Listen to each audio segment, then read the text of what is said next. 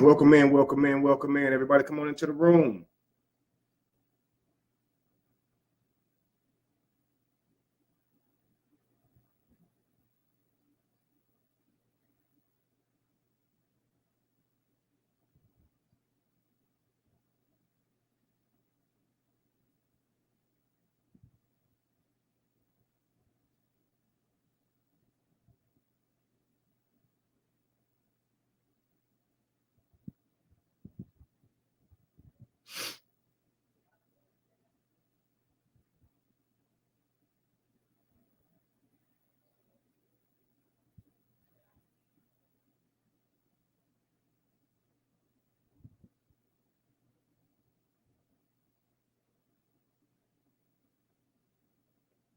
Welcome in, welcome in, welcome in, family. Is he asleep? No, I ain't asleep. Welcome in, y'all. We about to get going. I'm just giving you guys some time to come on into the room. Y'all ready to watch some videos, man, and give some thoughts?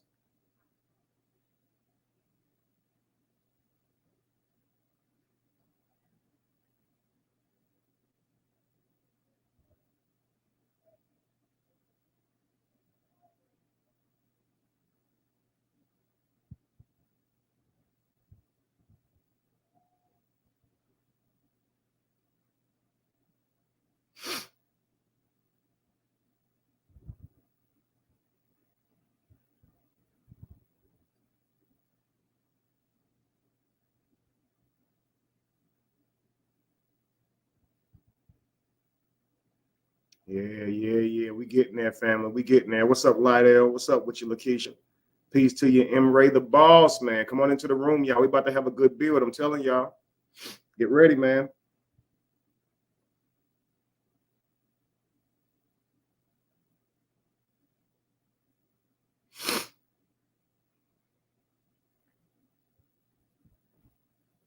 Hope everybody's doing amazing. How is everybody, man? Let me know how you doing, man. We're going to get started, I promise you. I've been wanting to just get right up started, but I know when it's alive, it takes people a while to get on and stuff like that. So we're going to give it a little minute. We're going to start up our first video here shortly. And then we're going to break that video down. I hope y'all ready to have some fun. So for those of you who don't know, we're going to be reviewing some videos today, just some videos with, some toxic activity in it, things that break down relationships, cheating, verbal abuse, mental abuse, things of that nature. And we're going to break those things down with some live commentary. Okay.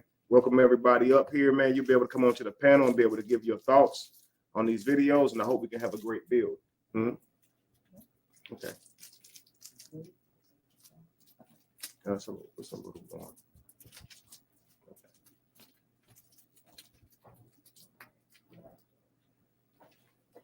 It's a little bit warm.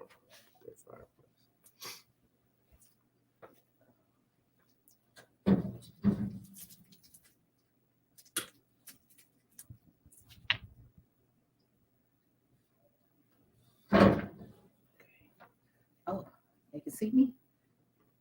Barely. So y'all can see me? They saw you last time.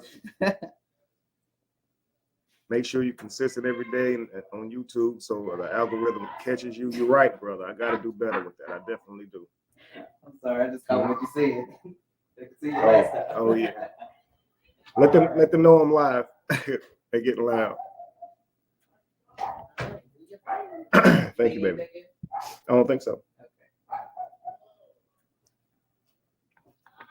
Thank you, Tanya says good topic. Well, I hope you guys are ready, man. So what we're gonna do is we're gonna watch the videos and we're gonna break them down as a team. So you guys are welcome to come up to the panel and we're gonna go from there. We'll watch the video, then we'll give some thoughts. We may go back, look at it one more time.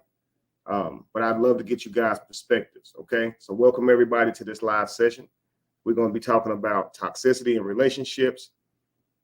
And we want to talk to you with dealing with those things, man. So for those of you who may be unfamiliar, my name is Kevin Wesley, and we are about to embark on a crucial conversation about the complexity of relationships, ranging from cheating to mental and verbal abuse. Our goal is to shed light on these challenging situations, providing insight to help others navigate tough moments and foster resilience in the face of toxicity. Okay, you guys ready to begin? Our first segment, we're going to explore a couple of videos, look at some different forms of toxicity in relationships. It is essential to recognize the signs and understand that the impact of these behaviors, the impact that these behaviors can have on individuals. By acknowledging these problems, we empower ourselves to make an informed decision to create healthy relationship dynamics. Okay, guys, this happens with practice. I told you guys to bring your critical thinking cap. Often in relationships, your emotions are tied up into things, so decisions are not as easily to make as they would be on a normal basis, and that's why they call it domestic violence. Okay, when you locked up in the house with somebody, you got to be around them all the time. They are the person that you need to get your emotional stimulation from. It can be a tumultuous journey if you're with a toxic person, and often it can bring the worst out of anybody, really. So who you are in relationships in those toxic moments, they only speak to who you are in that moment, not to your overall character. But the best bet, family, is sometimes to separate yourself from those people who are inviting negative experiences upon you. Okay.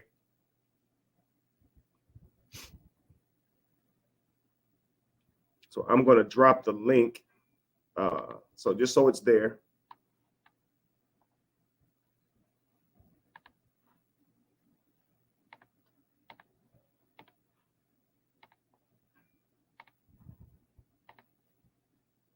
We're going to get started on our first video. I won't be before you long, like it's going to take long. Ain't nobody trying to watch. No big deal, though. The ones of you that are here, we will enjoy. We'll build, we'll learn. The people who catch it later, they'll catch it later. All right, family, we ain't going to let the numbers stop us. Let's get to it. We'll get to our first video today.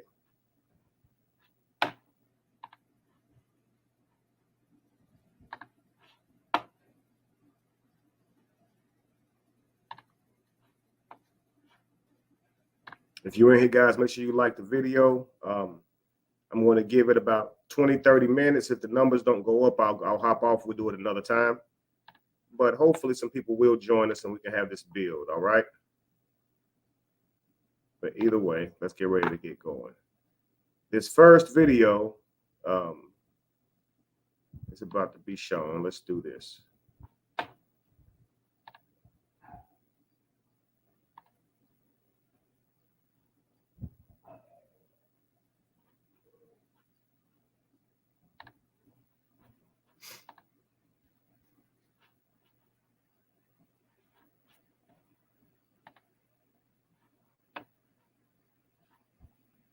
Okay, guys, so this video is boyfriend puts a single mom out for hiding a secret from him.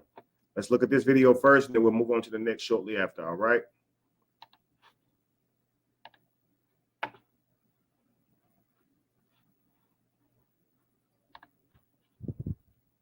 Let's do it.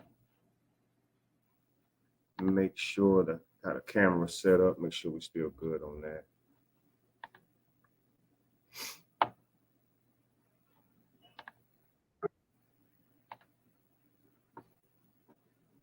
Peace, peace, Oleron, peace. Welcome in. Peace to you, brother. I'm gonna add you to the stage, man. Welcome in, welcome in. And we're gonna check this first video out. Yeah, let's do it. All right, King. 1 second. Let me get my screen around, make sure I can see us up here properly. All right, let's see.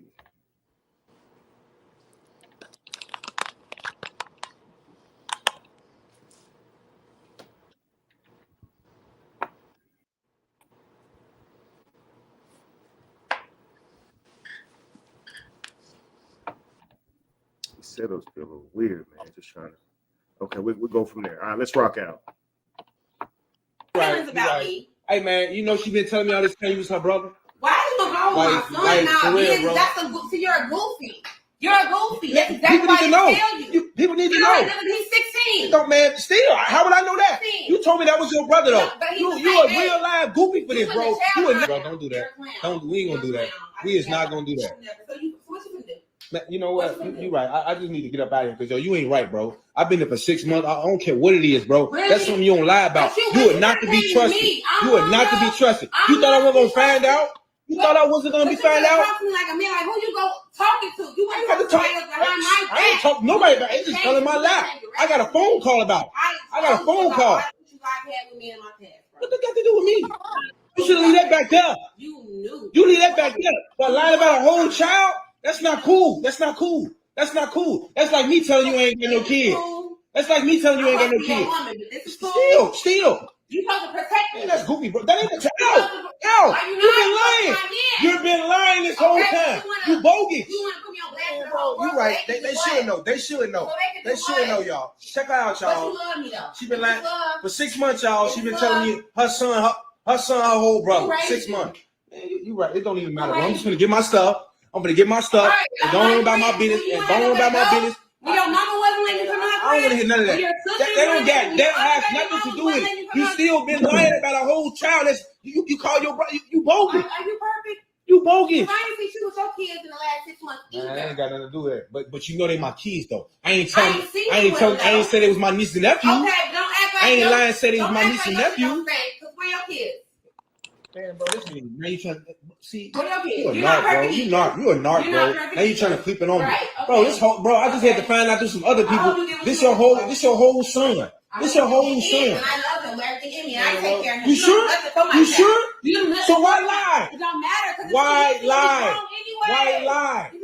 If I'm gonna be around, why lie about something like that? That's not cool, bro. You lie about anything. You lie about anything. Bro, you bogus. You overwhelmed, bro. You overwhelmed. Come on, y'all. What does that get? What you got to do with anything? Have you been loyal? All right, okay, whatever, bro. Right. Whatever, bro.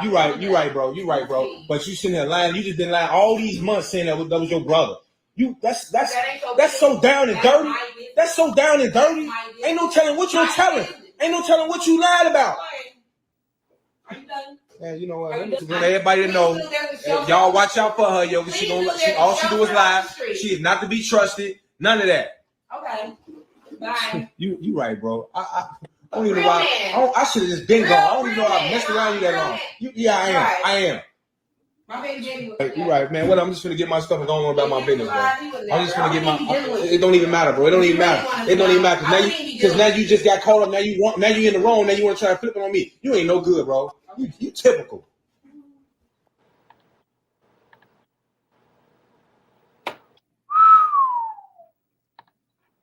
Man.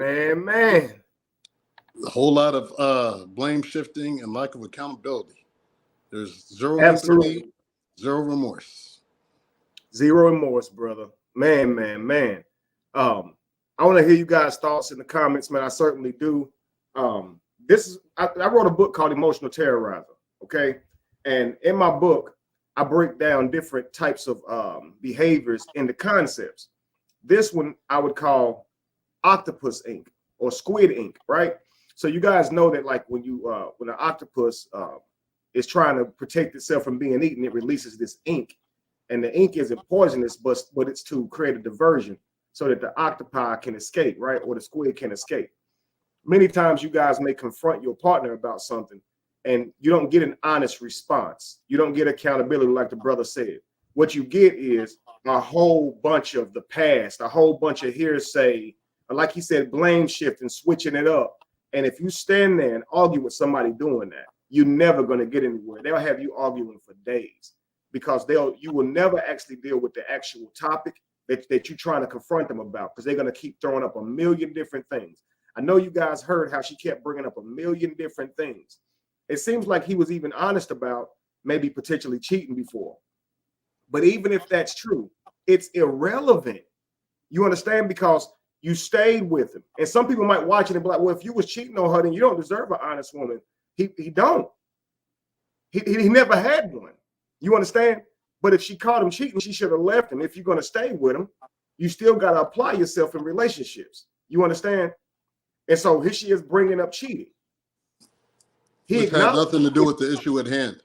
Right. And so a lot of people will look at that and be like, oh, so what about this cheating? And they'll be so lost off the cheating Or some men might, some man in that situation, or woman, if she has a guy in that situation, if he brings up something that she did, now he's gonna feel like, oh, okay, well, I don't have the right to confront you for this because I've done things, right? And so that issue will never be addressed. And so as you can see, the man is highly upset, and she won't even take accountability for the feelings she brought upon him. Now she's been lying about her son, saying it's her brother. Now, guys, I don't know how you guys. I'm not saying your comments yet.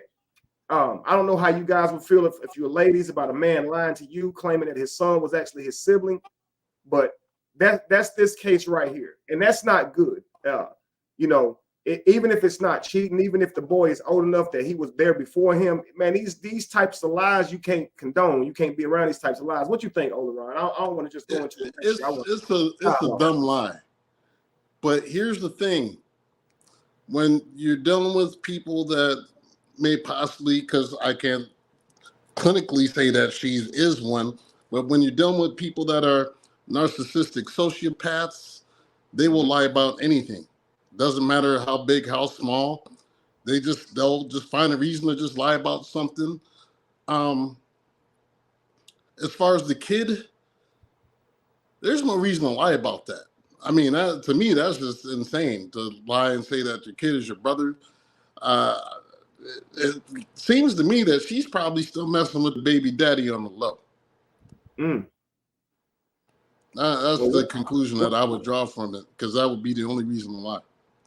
Well, lies are deceit, and so you would think, what's the reason for lying, right? And if you leave it up to us to sit here and try to figure you out ourselves, then that it very well could. Our ideas could lead us to thinking that you're cheating.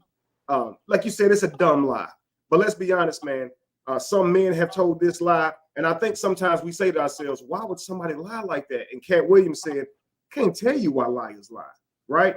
But what you can do is kind of try to put yourselves in their shoes, right? Into their ego. Why would she lie about having a child? Well, let's just say let's say an innocent reason is she simply doesn't want him to overlook her. A lot of men are saying they won't date a woman with children now. So maybe she's feeling like, I don't want to run him off, right? But again, you're starting a relationship off on the wrong foot due to your own insecurities. And that's the same thing that men will do. They'll lie and say they make more money than they make, or they won't tell a complete honest truth in that moment, because they feel like if I say this, it's going to scare her off. And now you're a liar because you got to keep it up, especially about something like, this is not your child. Like, come on, man. And now she's trying to profess her love for her child, love him more than anything. Like that same child that you love more than anything, you denied him. Now, if she had came with that during the argument, like I was worried that you wouldn't accept my child, but I really wanted to be with you. But the blame shifting went to, oh, well, you cheated here and you did this and you ain't perfect. But see, look, that's the key. And as we watch this video back, Oleron, I want you to think about this. Whatever her reason was, she wouldn't reveal it. And if they only knew being accountable would alleviate this situation way faster than telling lies and gaslighting and playing the fool would, right? So like you said, if she had said, you know what, I apologize, I was wrong for that. I told you that because I was afraid of losing you, right? Now, she the man low-key seemed like she was getting off on getting him worked up and irritated. Like she was. You notice that too, right? It seems that way. So it shows you that there's some like underlying like hostility or anger for the brother too. But you can tell she's bringing up old stuff, and she probably still hasn't gotten over a lot of it either. But she can't use the excuse that she started, falling back and not giving her all in the relationship because he cheated, because she's been lying about this the whole time. So let's just be real.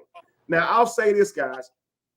Esoterically, if you want to talk about as above, so below, getting what you want from the universe, if she's upset that she had a man who's potentially cheated on her, but she went in it dishonest. And if you want from the universe an honest person, you gotta be honest. You just do. It don't matter what you lying about. If you go into it a liar, you're gonna get a liar. I don't care how honest they look. You look honest hell. You're good at lying. You're never gonna get from the universe something that you are not. You don't deserve it, man. It just everybody mask gonna fall at some point. It does, man. So you always have to ask yourself, how did I end up in this situation, man? So it's one of those things, man. We're gonna play it back one more time, and I want to slow it down because I'm going to pause this in some points because I want to show you guys how a productive response could have gone, and then how it keeps going left. And guys, when a conversation is when you're confronted with an issue, something that you've done to offend your partner, when you do this stuff, you make the conversation way worse. You make the argument, the discussion way worse. And often what comes out of your partner in that moment, you victimize yourself for. If they yell at you, if they call you out your name, if they get toxic right back with you, all of a sudden now they're doing you wrong. It's like, why not just treat the person respectable? You did something. Talk to them like adults, right? But watch this. Hold on. With the tactic right there, though, was to get him worked up so that he would act out a character, and then she could shift the blame to him and say he was the bad one. So that and you know exactly why, right? Yeah. Because he's on camera. You see, it's because he's on. So she's even though she knows she's wrong, she feels wronged because he's recording her. So you hear her saying like, yo, I'm supposed to be your girl. You're supposed to protect me. Yeah. Instead, what you're doing is you are embarrassing me. You humiliate me. You're recording me, right? I know you're not just recording this for your own safekeeping, right? So if her whole goal now is going to turn to incriminate him, to say as much as she can to make him not want to show nobody that shit. I swear to God, bro. And many men go through this. They call themselves recording her to catch her in the act. And what they get from her is a bunch of accusations about him. A bunch of wild shit. And it'll blow his mind. He'll be like, I didn't do that to you. She done sat here and said some weird shit. Tactics. Yeah, it's sad, man. All right. So, and you're thinking if I turn this camera on, she's going to act right. She's going to respond. No, she's not. And that's the thing about it, man. You don't have any control. And this is why I say never sit here and argue with a demon. And this is not because it's a woman. There's going to be videos where you see the man sitting here lying. What I'm trying to tell you guys is you have to have the strength to walk away from people like this. You can't make them change. You don't have any authority in them changing. Your trust for them is no indication that they're going to be faithful to you. So when you see that they can do this type of stuff and lie to your damn face for weeks and weeks and months and play in your face, that's a great sign to leave. Because you can tell that they don't have no respect for themselves because they just sit there and lie to you. It ain't got to be cheating. It can be that type of lying that can ruin a relationship. Nobody should deal with that type shit. You know. All right, let's go. We're gonna check it out real quick. I wish a lot of young brothers could watch these types of videos through us too, so they can learn, man. Because often when this stuff happens, it's on the spot and you're not prepared, and you're gonna be emotional and you're not gonna handle it right. And what's gonna come if you handle it in the worst way as a man is a criminal charge or the loss of your life, man. Or her sibling, a brother, or some man over at your house to fight you or something, to do something to you, you know. I just think if I had a lot of this knowledge about 25, 30 years ago, that would have changed the whole game for me. Bro, when I say our children are so ill-prepared for relationships, our parents didn't prepare us at all. They didn't teach us the ins and outs, the letdowns that come with relationships and how to handle yourself if somebody's not faithful to you, because people just not going to be upfront a lot of times. You're going to end up getting your heart broke. By the time you are 25, like you said, I wish I'd have known this by 25. By the time most of us are 25, we already traumatized through having our hearts broke so many times of being lied to and played. So we don't even want to fuck with nobody no more. So there's no more good faith. Now, when we go into relationships, we already playing games because we don't think they're going to be faithful. And it becomes just some shit that ain't serious. It becomes frivolous, man. And it's those first few encounters that ruin you. And you start, generalizing, thinking that everybody like that. It's sad. So those encounters, they're important. Those experiences are important, man, because they shape how you see the world, shape how you see people. You know, that's when they say that woman's bitter or that man's angry because they've seen too much. Especially if you've been a single man for 5-10 years, you get to the point to where you don't even trust women because you deal with so many women who got dudes and they're not telling you no because they got a dude. Like they're willing to cheat. So you just start saying women cheat, bro. They all cheat. You know what I'm saying? I swear to God. And so it'll ruin your taste for people just by the people you allow yourself to be around. You feel me? I often tell women they don't get it, but it's the same for men. But I tell women your view of men is likely due to the men you've allowed around you. And it's unfortunate, but you're gonna feel right because that's the men you saw. Can't nobody tell you different, but you got to change the men you hanging around. You know what I mean? And men take a lot longer to heal as well. We do, man. We just pretend. Take a lot longer. Right. We just don't have those safe places to go cry and pout about it and talk about it because men just ain't gonna really let you talk about it. So you got to just kind of bottle it up and pretend, but we be hurting, bro, because we fall in love too. You know what I'm saying? So a lot of people don't understand that. All right, but let's get into it. Let's watch this video one more time, guys.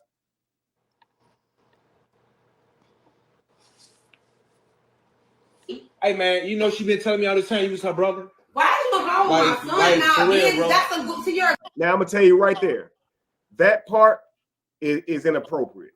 You understand? Telling her son what she did is completely inappropriate. That is actually weaponizing the child. You understand? Now this happens a lot whenever it's actually your own child. Your partner makes you mad. They make you upset, and you go tell the child. I saw a cheating video the other day. The man caught his wife in the parking lot with another man, and he got on camera, of course. And he told her, "I'm gonna go home and show the kids." And that's, you don't go home and show the kids, bro. You sit down with your children and you tell them this relationship is ending. Y'all going y'all separate ways, but it is not their business, bro. And that be the problem. We as adults be letting our kids know too much, and now they got a problem with their own parent because we done said too much, man. If they was being emotions at the moment, and you know the way that he felt, he wanted to destroy her too. Yeah, he was look, he's trying to tell the son, you know, she been saying that he wants the son to be angry too. Like he wants it to be like, yo, why would you be sitting here lying? But that's not his business. It's just unfortunate, but just leave her alone. As a man, it's like, bro, just leave the woman alone. Because that's uncalled for, that's unnecessary. No matter how bad it hurts, it's not them kids' business. You gotta let them kids grow up, man. All right, let's continue. Goofy. You're a goofy. That's exactly People need to know. Tell you. People need to You know. don't he's 16. Don't, man, still, how would I know that? 16. You told me that was your brother, though. But You a real live goofy for this, bro. Bro, don't do that. We ain't gonna do that. We is not gonna. Notice it's a lot of insults coming from her. You a goofy, and this could be because she's upset that she's being put on the spot. But often this happens when they're being exposed, family. When somebody want to cover something up, they actually get mad at the person for exposing that shit. They want you to play dumb and blind. It's sad, but it's narcissistic. You would think you would get sympathy, empathy, at least crying or pretending to play soft. But some people, when you bring them a real issue like this, they get mad at you for finding. Why you go through my phone? Why was you following me anyway? Why are you stalking me anyway? That's what the fuck they'll do. You caught them though, and that they want to hold you accountable to finding out you caught them. That shit crazy. That's crazy. It is, bro. Let's continue. Don't do that. So what you gonna do? All of this, guys, it speaks to the underdevelopment of a person. And you can't take it personal, man. Whatever they're saying to you right now, it's because they are hurt and they are ashamed of themselves. Trust me, this you a clown. You listen, man. 5 minutes ago, he wasn't none of that. Now he a fool. Now he a goofy and all these types of things because he's exposing her. He's confronting her. So the fellas, don't get lost into it and be like, I can't believe you called me no clown. Like, don't give a fuck what she call you, bro. It just don't, because if you let her get too emotional, it's a wrap. Just leave. Just leave. Especially if you know that this behavior is below your standard. You know you don't want this in a woman. You don't want this in your partner.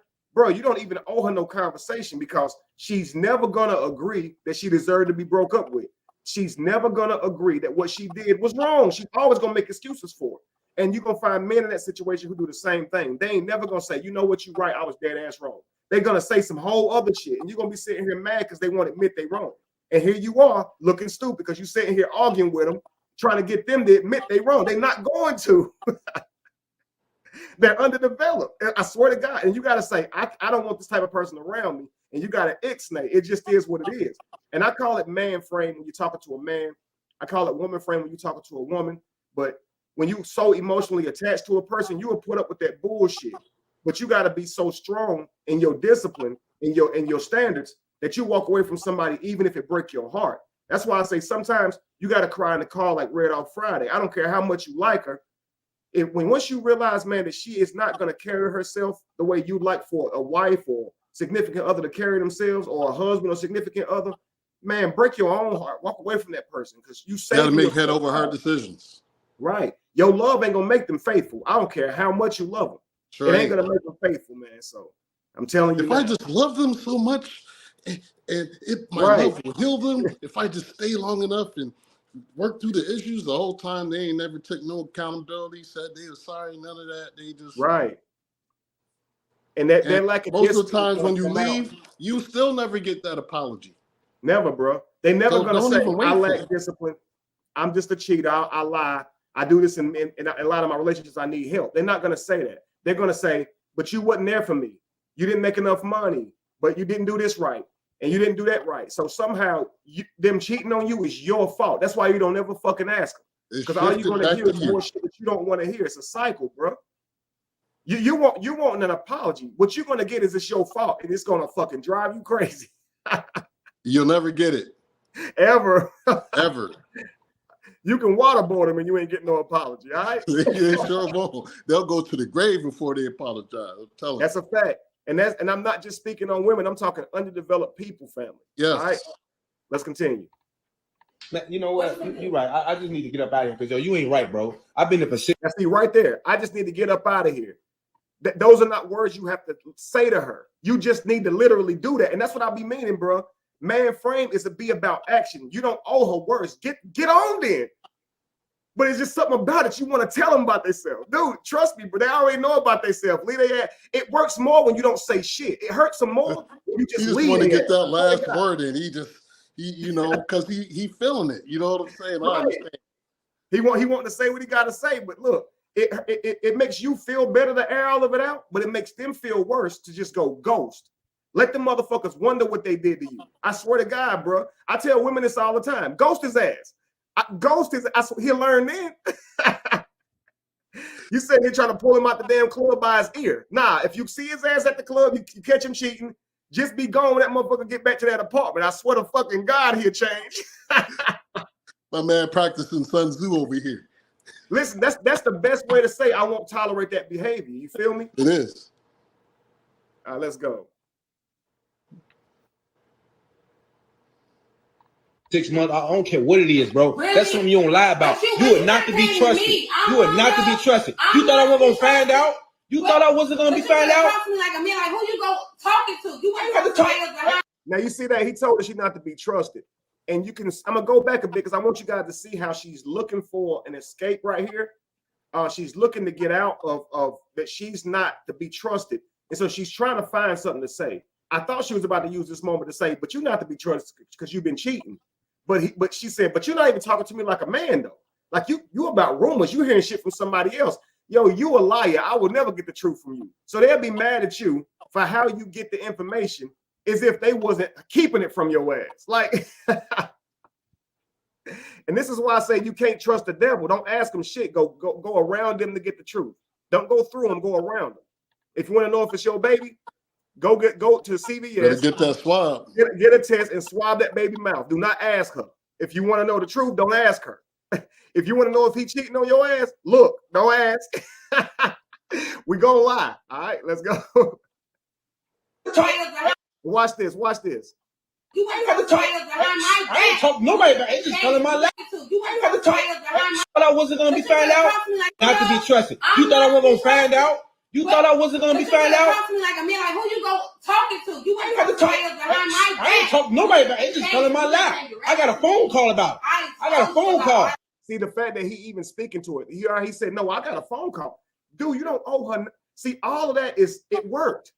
You see, because we were talking about her and her lying. Now she got me talking about how I got the information. See, she got me off the damn subject. Now we're talking about how I found. Don't let her do that shit. I don't want to hear none of that shit. You're not going to be able to control her and make her answer your questions directly. So the best thing to do is just leave. I swear to, I'm not making this shit up. Especially if you see her getting as belligerent as she is. That she's not going to tell you nothing. Soon as she said, "You supposed to be a man, you going to other people getting this information," you should have said, "You know what? You got it," and just leave. Don't try to say, "No, I got a phone call. Somebody called," because it's like you trying to get out of the hot seat. Bruh, this ain't about me. It's about you. And they'll do whatever they can so they ain't got to be accountable to that. But it hurts them in the end because the longer you don't be accountable, then you don't get what you want from the universe or God. You don't get the growth. You see what I'm saying? So it is what it is, man. Karma knows everybody's address. So don't forget. That's a fact. And look, that's why you got to separate yourself, because when you're around somebody like this, know that their life is going to look terrible. When they lie and make bad decisions, if you stay with them, that karma is coming for you too. It just can't not come for you. You see what I'm saying? So I'm telling y'all, man, you got to be careful who you allow around you. Not only that, you'll almost start to act like them if you're around them long enough. It's this a fact. is what we call narcissistic fleas. And you'll Just start wondering if it's you. Right. Absolutely. If you're getting bullied every day, you better learn how to fight, right? But before you know it, now you're fighting everybody because that's how you escape that one. You're absolutely right. Hey, man, and listen, y'all, my brother on here kicking it, yo. This is a good bill, yo. All right, let's continue. What does that got to do with me? You should leave that back there. You knew. You leave that back there. But lying about a whole child? You knew. You leave that back. Issues I've had with me in my past, bro. What does that got to do with me? Phone call about it. I got a phone call. Issues I've had with me in my past, bro. What does that got to do with me? You You should leave that back there. You knew. You leave that back there. But lying about a whole child? That's not cool. That's not cool. That's not cool. That's like me telling you I ain't got no kids. Yeah, she had like telling him about her past, that she had guys in the past, is actually explaining her child. Like, you got to stop the cap now. But again, it's not going to make much sense. And if you are the type of person who wants a rational conversation, these types of things will trigger you, and they'll have you in that motherfucker yelling, man. So it's best to just sit here and not even talk to somebody like this. Stuff like this frustrates me, bro. I got to get away from it. That's like me telling you ain't got no kids. Still. You supposed to protect me. That's goofy, bro. That ain't a child. How? You've been lying. You've been lying this whole time. And you see how they all of a sudden know how to shame you and hold you accountable, right? You're supposed to protect me. You're supposed to be my man. Okay, you're supposed to be my woman, but you're lying to me, right? You're supposed to be my woman. You're supposed to protect me. You're not protecting me if you're lying to me about your children. So, but now I'm supposed to be this, what, the epitome of some man because what? Because you say so? Like, now I'm supposed to be the epitome of a man, but you're a man. You talking to your friends instead of getting the information from me. But you're a man. You're supposed to protect me. But you're a man. You ain't supposed to be doing but you're a woman. They act like men are supposed to be the only people with standards. They get on my nerves with that. You a man, and you a woman. What that mean? We're supposed to protect each other. That's how it works. Hold it down for each other. Look, this person should definitely leave. Let's continue. You bogus. You want to put me on blast? Bro, you right. They should know. They should know. They should know, y'all. Check her out, y'all. But you love me though. She been lying. Now this right here is now, guys. She has a point here. She's asking him, what them people supposed to do to me? Like, you about to record me for what? What they gonna do? This is when I say, in most situations, bro, we don't need to go to social media with our issues. In most situations, they can be handled maturely, right? So a man in this situation, just walk away. You don't got to tell social media. It's not that if you go back years ago, man, when relationships didn't end, you just had to get over it. It wasn't a public thing. But now, if a relationship don't work out, we're so childish, bro. We got to tell the world, hey, they broke up with me, and this is how they treated me, and they was broke the whole time, and she didn't treat me right. She cheated on me. Nobody care, bro. Pick yourself Move on up. with your life. Because it's that relationship is you, between you and that person. So as two adults, y'all got to separate amicably and go y'all ways, man, and be grown about it. It ain't about letting everybody know. That only highlights your immaturity, guys. And breakups are hard, don't get me wrong. But that's what you rely on family and brothers and friends and stuff for. We are just sitting here pulling out devices. They broke up with me, let me tell the world type shit. And it's just ridiculous, man. Destroying people's reputations and everything. Like, even if she did this, it's not our business technically. He should have just dumped her. You understand what I'm saying? Yeah. Now, there is a difference, though, because when you're dealing with certain types, some of them, I would say, like to spread whispers in the shade about you because they know the end is coming. They do. So absolutely. They want to make sure that you look like the bad person first. So then if they make their exit, then everybody will be looking at you funny when you walk in the room. So you have to repeat tactics when you're dealing with people. And anybody that's willing to believe what they say about you, and you know who you are, just know who you are. And if people rock with somebody like that, then you don't need them in your life either. Right. And I say this, man or woman, any no matter who you are, when you're in tough moments like this, it can be very good to record, okay? To protect yourself. But you're not recording it to post it on social media, okay? Now, there's certain reasons it might make it to social media. Like my brother said, if they're going around lying on you, he's going around lying on you about the events, and it can ruin your reputation, be harmful to your reputation and things like that. Hey, you got to show what you got to show. But in most cases, you want to get this stuff to protect yourself, just in case they do the things that he mentioned. Because like he said, men and women fight differently, okay? And typically this is a woman's thing, that if she thinks a relationship's about to end, she will start speaking negatively on that relationship. She'll tell her friends and family that he ain't treating her right, that he's misusing her, or even abusing her. She'll say a lot of different things. And I've been there before where I'm trying to break up with a girl and she flip it and start breaking up with me and start bringing up old shit as if she would have been breaking up with me today anyway if I had never did this 10 years ago. Like, hey. Right. And you're saying here like, wait, how'd that happen? I've been not happy. You tell me I ain't happy with the relationship. I was unhappy way before you, motherfucker. And then now she broke up with you, and that's the reason y'all broke up, for the shit you did a year ago. But it happened the day you confronted her about the shit she did. You just spoke a word. You spoke a word. I'm seeing it, bro. It's sad, man. All right, let's continue.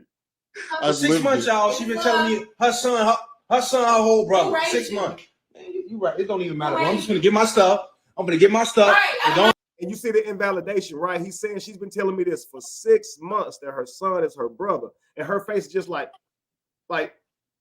and they'll do that, bro. That you'll look at them and be like, you don't realize what you did. And they're like, man, that ain't no big deal. Like, who get mad about that? They're sitting and really playing you like, and you be looking for. I wish somebody else was in this damn room to hear what this motherfucker put me through right now.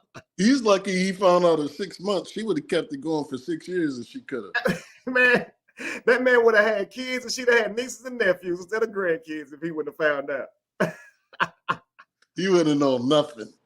They've been calling her Auntie Mama and shit before he found out. Auntie Grandma. Oh man, all right, let's go. Don't worry about my business. And don't worry about my business. When your mama wasn't letting you come out, I don't want to hear none of that. That has nothing to do with it. You still been lying about a whole child. That's you call your brother. You bogus. Are you perfect? You bogus. Why you see you with your kids? There we go. The are you perfect? Oh man, are you perfect type stuff. Like, so you got to be perfect to want to be treated right in a relationship. You got to be perfect to have boundaries. Like this don't fall within the realm of perfection. You literally lied for 6 months, deliberately was deceitful. And then when you get caught, you say, oh, so you perfect? No, I trip and fall like everybody else. I stub my toe. Players fuck up.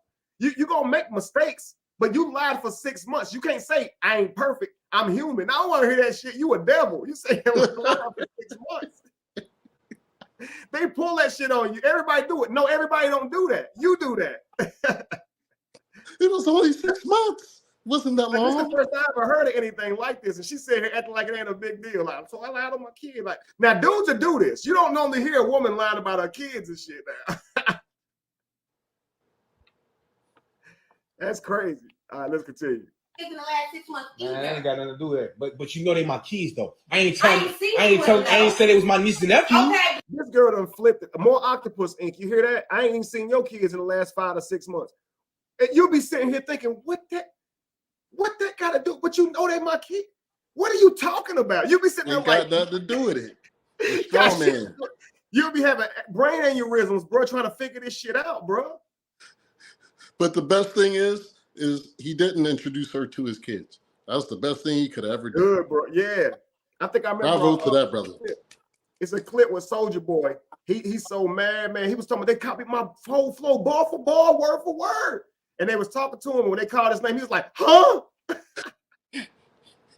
That's the kind of huh that you make when she say some shit like that, right? When I saw your kids like 6 months, you're like, huh? What? I can just imagine his face behind the camera. Right, like what the fuck is you? What that got to do with anything? Yo, you know they my kids, yo. You lied about your kid. You breaking up the last time I saw my kid. What are you talking about? That's crazy, bro. She'll move to his blood type if you talk to her long enough. But you O positive. Well, I gotta. But hey, my blood can defeat malaria. You got AB. Like, what's the problem? Right. You be trying to explain your damn blood and shit now because she got you all the way over there now. That's crazy, bro. I'm less And likely to listen, get COVID because I'm type O. Like, what's the problem? What does that have to do with you being AB? Listen, by the end of this argument, right? A million things she done wrong. You done got a million insults, but you only remember 3 because now you got brain fog. And you can't even remember what all the fuck happened. And now you still with her because you forgot to break up with her.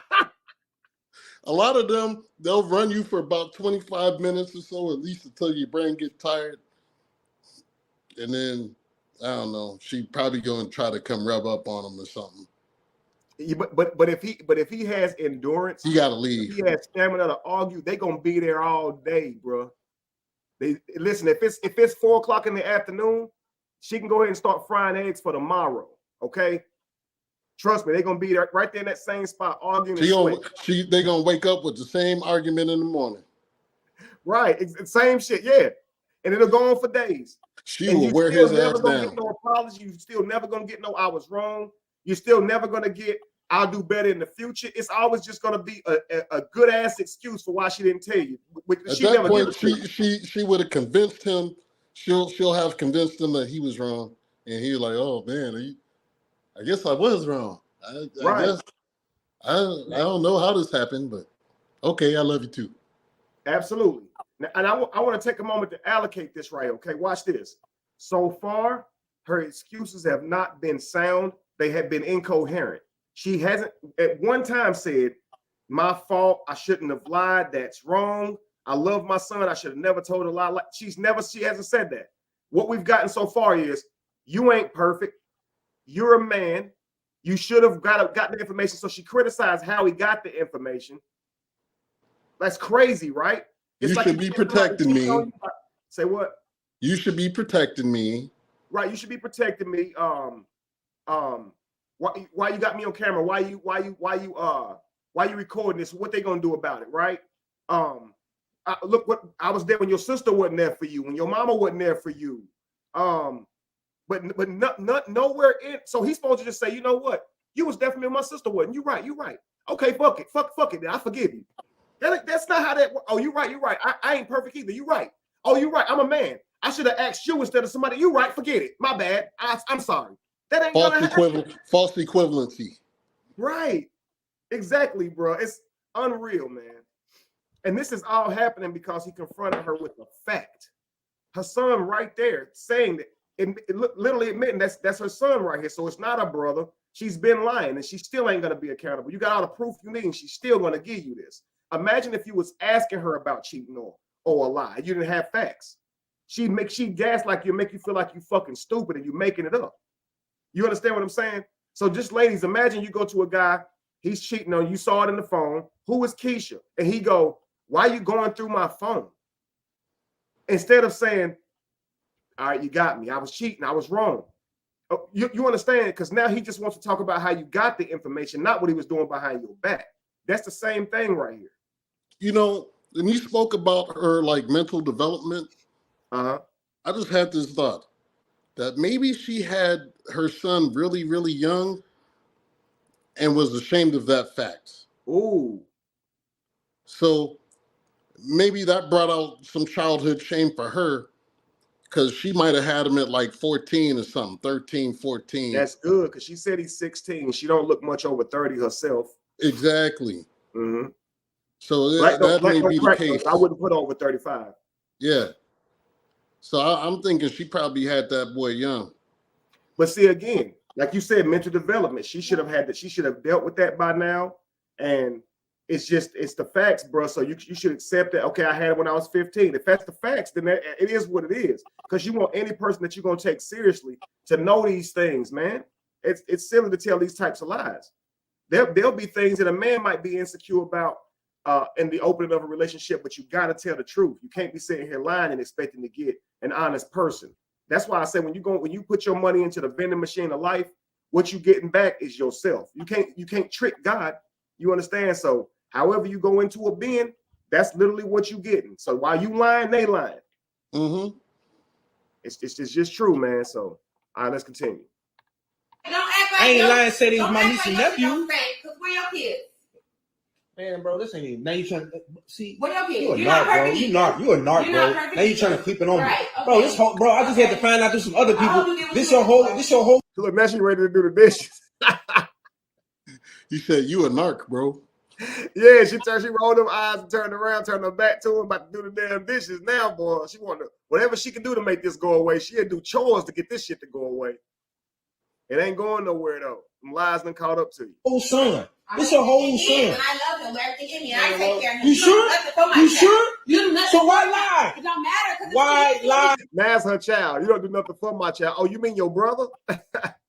You know, if I'd have known it was your son, maybe I would have done something for him. But I thought it was your damn brother. So, I mean, what can you expect?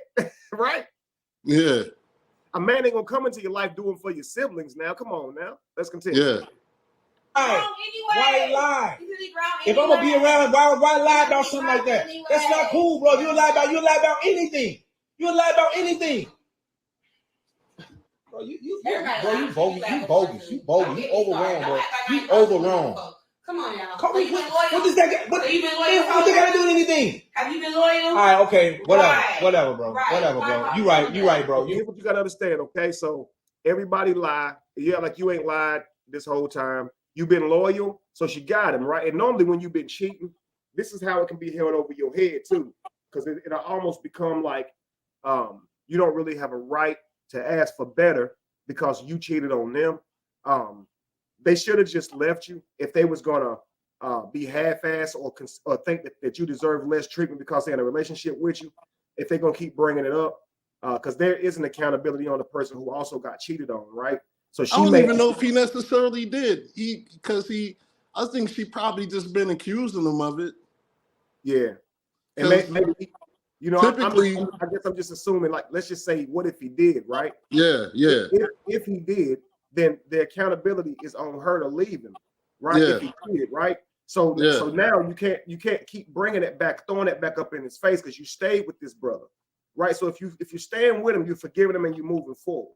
If you stay with her and she's cheating on you, the moment you stay with her, you're forgiving her. So you got to work on that trust. You got to work on all that and build your relationship back. The moment you do something 6 months down the road, you can't bring up the fact that she cheated on you. You should have left, bro, if you didn't want to be with the girl. So you got to be able to stay on the topics at hand. You understand? Now here's his number one clue, though. If he knows he ain't been doing nothing, and she keeps throwing that out there, he who smelt it dealt it. Oh, I agree. If he know for sure he didn't cheat, listen, bro, just go ahead and leave. Because even if she's not cheating, it shows that she has no good faith. And women who think that all men cheat, they don't give men their all, bro. Because in their mind, even if they can't put their finger on you cheating or catch you cheating or whatever, in their mind, they still feel like men cheat. So why the hell I ain't gonna do what I'm gonna do? Why would I take it seriously? You spend every day constantly reassuring this person throughout the whole day, sharing your whereabouts, checking it. No one should have to live like a prisoner in their life. That's a fact. And I'll tell you guys something. I dated like this. Now I don't do relationships like this. But I have dated like this in the past, and I've learned that it's not wise. But so I've dated several women at a time. And if I find that some of the women I'm dating don't really have the character that I look for in a significant other, I'll keep dating them, but I won't take them serious. But I'll keep fucking with them. And every time it's came back to bite me. Every time. So because you take the one seriously who doing right. But when you find out she got low character, we still keep her around. We still have sex with her and stuff like that. But we just not going to move forward with her, right? When I tell you every time it's came back to backfire on me, man, if you dating to find a prospecting a wife, if they not acting right, leave them alone. Don't even keep dating them. I keep saying, man, now I say every encounter with a toxic person can cost you your life or your freedom. Every encounter, you ain't even got to sleep with them, bro.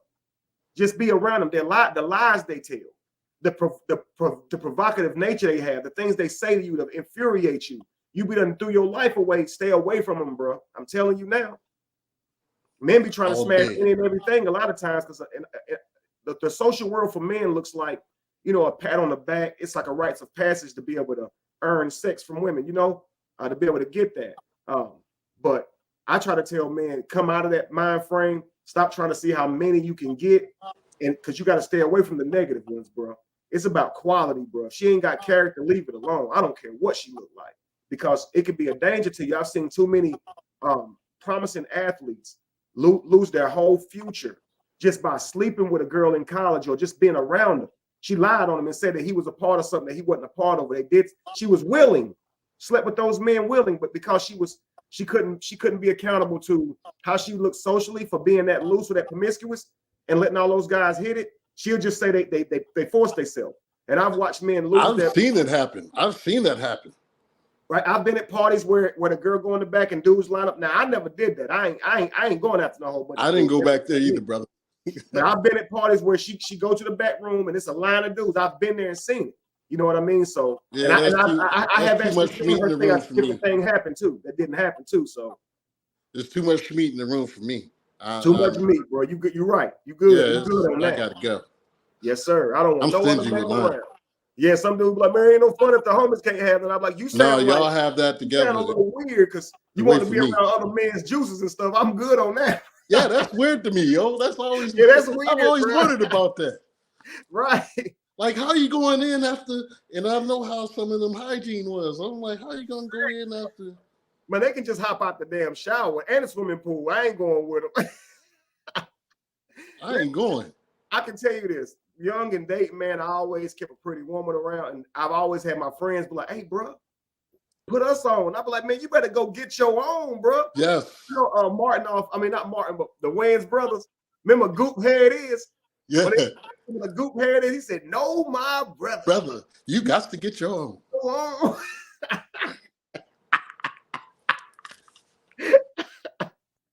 All right, let's continue. You right, bro. But you sitting there lying. You just been lying all these months saying that was your brother. That's so down and dirty. That's so down and dirty. Ain't no telling what you're telling. Ain't no telling what you lied about. Are you done? Yeah, you know what? Let me just want everybody to know. Y'all watch out for her, yo. All she do is lie. She is not to be trusted. None of that. Okay. Bye. See, this is when you know that the video is about to be posted. He does have an intention on posting it, which is messy. And again, it can make it because you don't know what her response is going to be, bro. Think carefully. This video needs to be released only when necessary. Let her have already been lying on you and try to distort this whole story. So there's a reason to release this video. If you post it first, this girl gonna come up with a million things you did in that relationship that never fucking happened. And I'm just telling you, men don't really care about these videos when men post them. Women do. So when she posts about you, that shit going viral. Just letting you know. You're gonna be trying to escape that shit for years to come. But what you said about her, it ain't really gonna hit like that because you know, mostly social media is women, bro, and mostly women listen to this drama. So yo, that's why these groups called "Are We Dating the Same Guy" exist.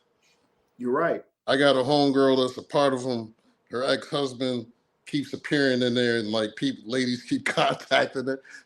Did you date this man? Like, he took this much money from me. He did this, he did that. Like, homeboy is blacklisted in the community now. Absolutely, he is. It's a movement, yo. There's a guy who, now he should have got exposed, but he went to this girl's house, slept with her, one night stand, met her off Tinder, and she had these like $1,500 shoes. They girl shoes. He stole them and took them back and gave them to his girl. I seen that one. So she posted them and shit and found the girl. Yeah, that shit was crazy, bro. But if the girl had stole a man's shoes, he would have never found them shoes. Them shoes is gone. Nobody would have cared. Dudes are not sharing that and helping you, bro. They were like, man, you should have put the damn shoes up. It is what it is, bro. Yeah, for real though. It's crazy, man. You right, bro. I don't even know why. I should have just been gone. I don't even know I messed around you that long.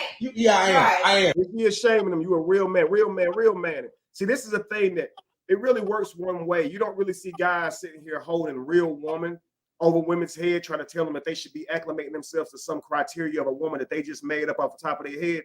But women will do that. They'll hit you with the "you ain't a real man" in the damn heartbeat, bro. You know what I'm saying? So it's like they have the all the information on what a real man is, and they won't stop to damn hold you up to that template, and it's always within context at that moment, right? If he was a real man, Wouldn't she have been honest with him? So it's like, let's just say, okay, she would apparently she wouldn't have been there, right? Right. Or he would have gotten all that as a real man. And this is the kicker, right? So let's say he would have got the information from her. It didn't go behind her back to get it. So she couldn't critique him on being a real man. But guess what? He still got lied to for 6 months about a baby, right?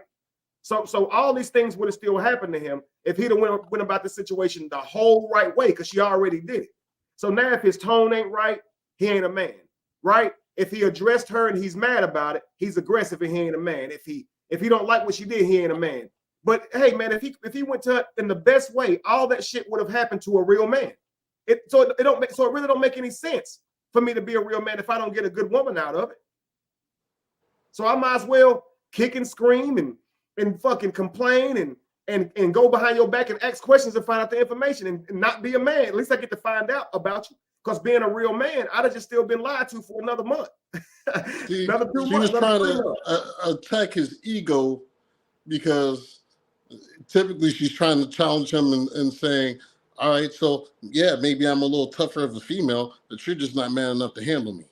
Exactly. And it's always that. And to try to make him feel like he has to some kind of way earn the treatment that he wants from her. You understand? And a lot of times they'll play with that around marriage too. If you just, do this more, then I'll feel more comfortable with you. I'll feel more secure with you. And then I will be a better woman. Nah, bro, that ain't how that. Just imagine a man saying, yo, if you just give me better head, if you clean better, if you nurture me better, then I'll go out and make more money, right? Then I'll treat you like a woman's supposed to be treated. You'll be like, hell nah.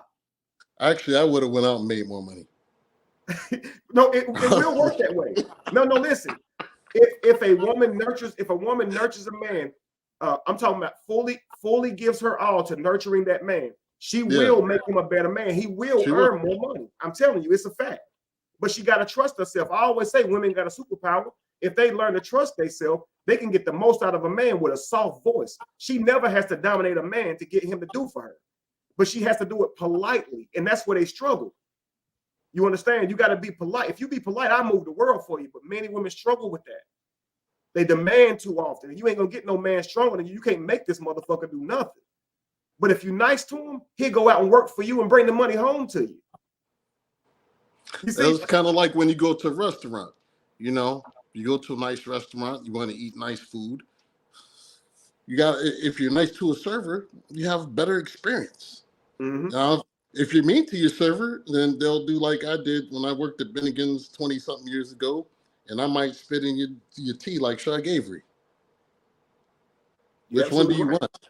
This is why I'm nice to every server when I go out to eat, because I don't want nobody to do nothing to my food. Brother, listen, it makes so much sense. I'm going to bring up faith as a substance as well. Welcome in, love. Salutations. How are you guys doing? Good. Amazing. It's a pleasure to have you up here. I don't know how long you've been thank you. Saw the whole video yet, but this is our second time going through it. How long you been in the room? I got here just a few minutes ago, but I was able to still piece together based on the conversation you guys were having. I was kind of pieced together what this video was all about. But I want to start off by saying I like what you got on. You look swagged out, Kevin. Thank you so much, love. Thank you. I wish I could see the whole. Can I see the full outfit? Are you able to be in the frame? All right. Camera gonna follow. Let me see if I can back up. Go back up a little bit. Yeah, I like that. I wasn't as fancy today. That's all right. That's all right. I didn't know I was gonna be here today. I'm swagged out, cash. Yeah, but you still got it going on. You still high value to me. That's okay. Absolutely. Yeah. So go on. I'm gonna piggyback what you guys were saying because I want to ask both of you. It's a two-parter here. Is cheating a deal breaker for the both of you? And the second part is when it comes to women with BDE, big dick energy, or people who women who exude masculinity and they tend to emasculate a man. And do you think that's because they don't feel safe in submission? Does that make sense? I would love to hear a panel of women because it's hard for me to try to guess or how a woman may be feeling on the inside, but I've often wondered why are we getting masculine energy instead of soft? Because I feel like she don't have anything to lose. I don't understand why she's bringing tougher energy than softer energy. Because to me, she would most definitely win. But I don't know what she's gotten from men if she ever was vulnerable and soft with them. I have a thing that I say, and it's offensive to a lot of women, but I believe it's true, and I don't mean it in an offensive way. But one of the things I say is that a lot of modern women today are more comfortable being naked than vulnerable. And what I mean by that is because of fashion, a lot of women will go out dressed, revealing a lot of their bodies, but they will not tell you how they feel. If they really like that's true. And so it's very difficult for them to be vulnerable. It's almost like they think the man will do the worst with the information. If she tells him she likes him, she believes It may that he's gonna backfire. take advantage of that, and now he's gonna, somehow Use it against her.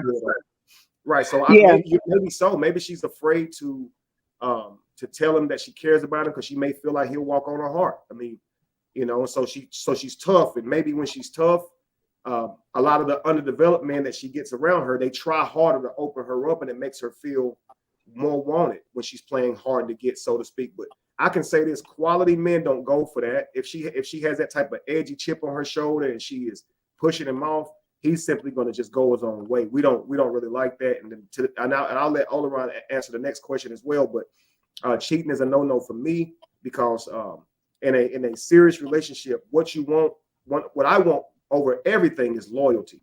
I don't want any man having access to your womb. I don't want you dealing with any other man. And that sounds funny coming from a man who's married to 2 women, but I wanted to make sure that I had 2 women that didn't want to date another man, so I wasn't holding them back. So from anything they wanted to do. But for me, cheating is definitely a no-no. What about you, Oleron? What you think? I'd say for me, cheating is a no-no as well. And I can say in the course of my life, I've been on both sides. But once you reach a certain level in age in life or a level of healing, you should kind of understand what you're looking for and understand, because people do it for different reasons, but you should understand and maybe learn from the experiences that you had and maybe not want to live the same life that you had before. So yeah, it's a deal breaker for me because why cheat? Just leave. If you don't want to be with the person, you just leave. It's not that hard. There's other people in the world. And that's the part that's going to be difficult for people is they can't sit down and say the relationship is not going the way I planned for it. I'm no longer interested in continuing this relationship. I think we should go our separate ways. That tends to be very difficult, and a lot of people don't have the ability to just sit down and have that difficult conversation. So they'll be in relationships far longer than they should be out of obligation, and that's when they'll cheat on you and everything because they actually don't want to be with you. And it's like it's codependence as well. Codependent. Could it be an ego thing or insecurities, or can it be the fact that they want their cake and eat it too? Like they feel like they can have this person on the side, but have the security of that family unit and home, but just have whatever they want as an escape. They could escape to someone that doesn't demand as much. It's a variety of different reasons.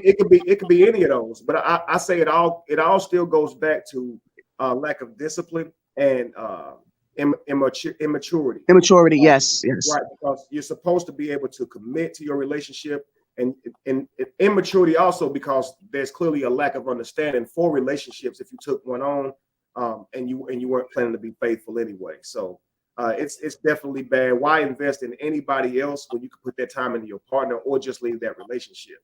Or just be single, because being single ain't that bad either. And you date who you want, and just because I tell people you don't got to lie to kick it.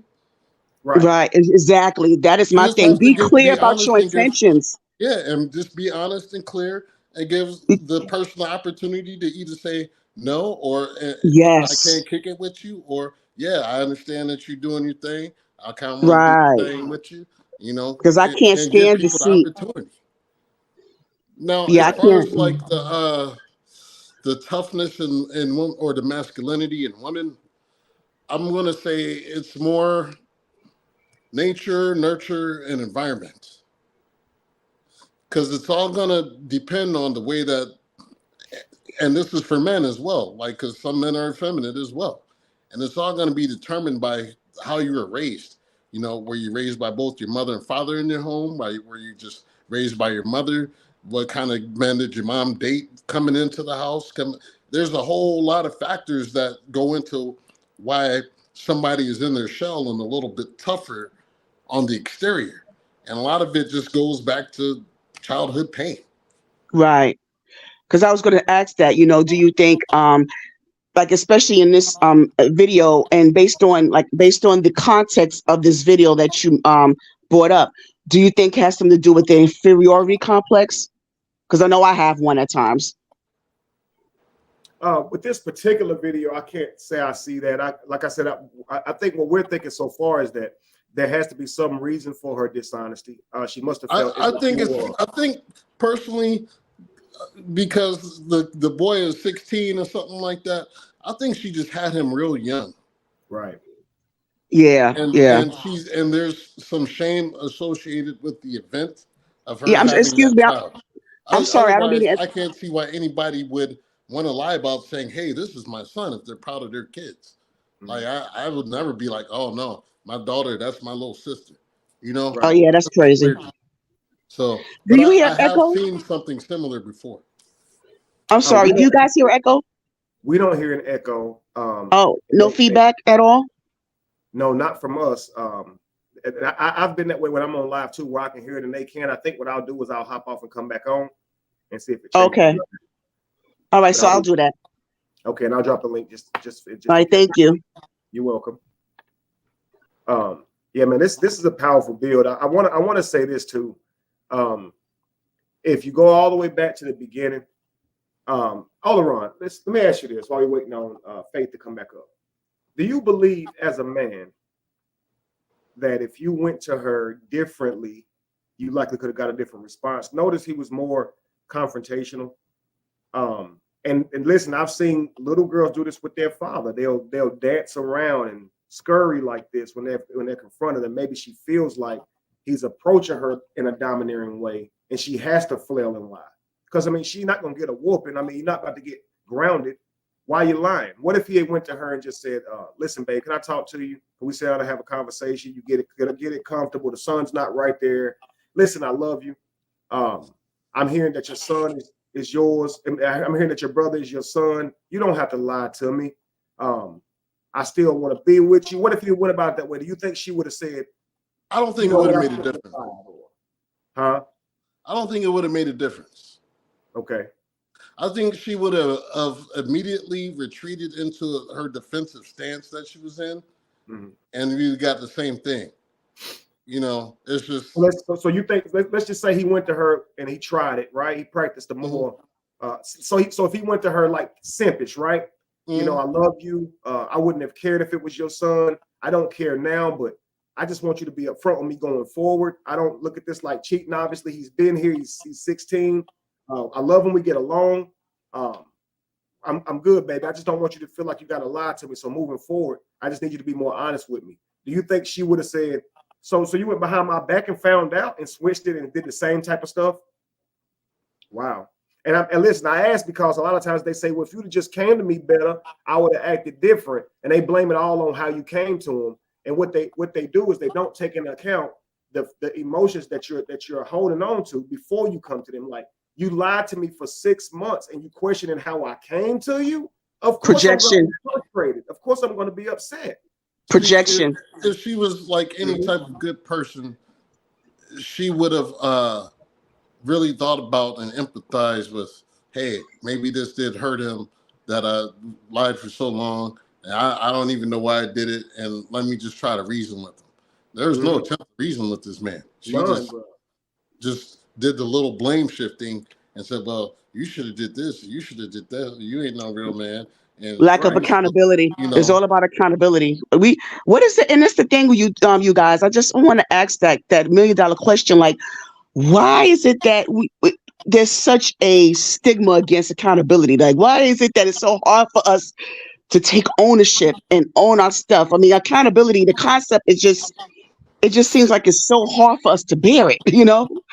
I think because what generally follows with a bunch of immature people, and I'm only saying this because I've witnessed that most of us are immature. We especially in relationships. Most of us didn't learn what relationships were about or how to carry ourselves in relationships and things of that nature. So a lot of the things we do with our partners, we did with our parents growing up. So if they allowed us to be unaccountable and make excuses, we're going to carry that into our adulthood. So I'll put it like this. I think that it stems from, we talked about it being underdevelopment, right? But I think it comes from a place of thinking that shame is going to follow. Because around immature people, you know, as soon as they see you do something wrong or they see you fail in any kind of way, it's going to be they're never going to let you forget it. So it almost be like, then I'll never admit it then if I know I'll never be forgiven for it. You know, I always say that's when there's an opportunity for you to be accountable and you don't take it, you missing your rise. You miss it. You missing your promotion. And even when you're wrong, if you just admit it, man, it's something great on the other side for you. You see what I'm saying? It doesn't. The only thing that apologizing hurts in the temporary time frame is your ego. That's it. All you're having to do is submit your ego and say, you know what, I messed up. I made a mistake. This is what I did. This is how I want to fix the issue. But a lot of people get so stuck into, you know, wanting to either be right or just not wanting to admit that they were a bad person.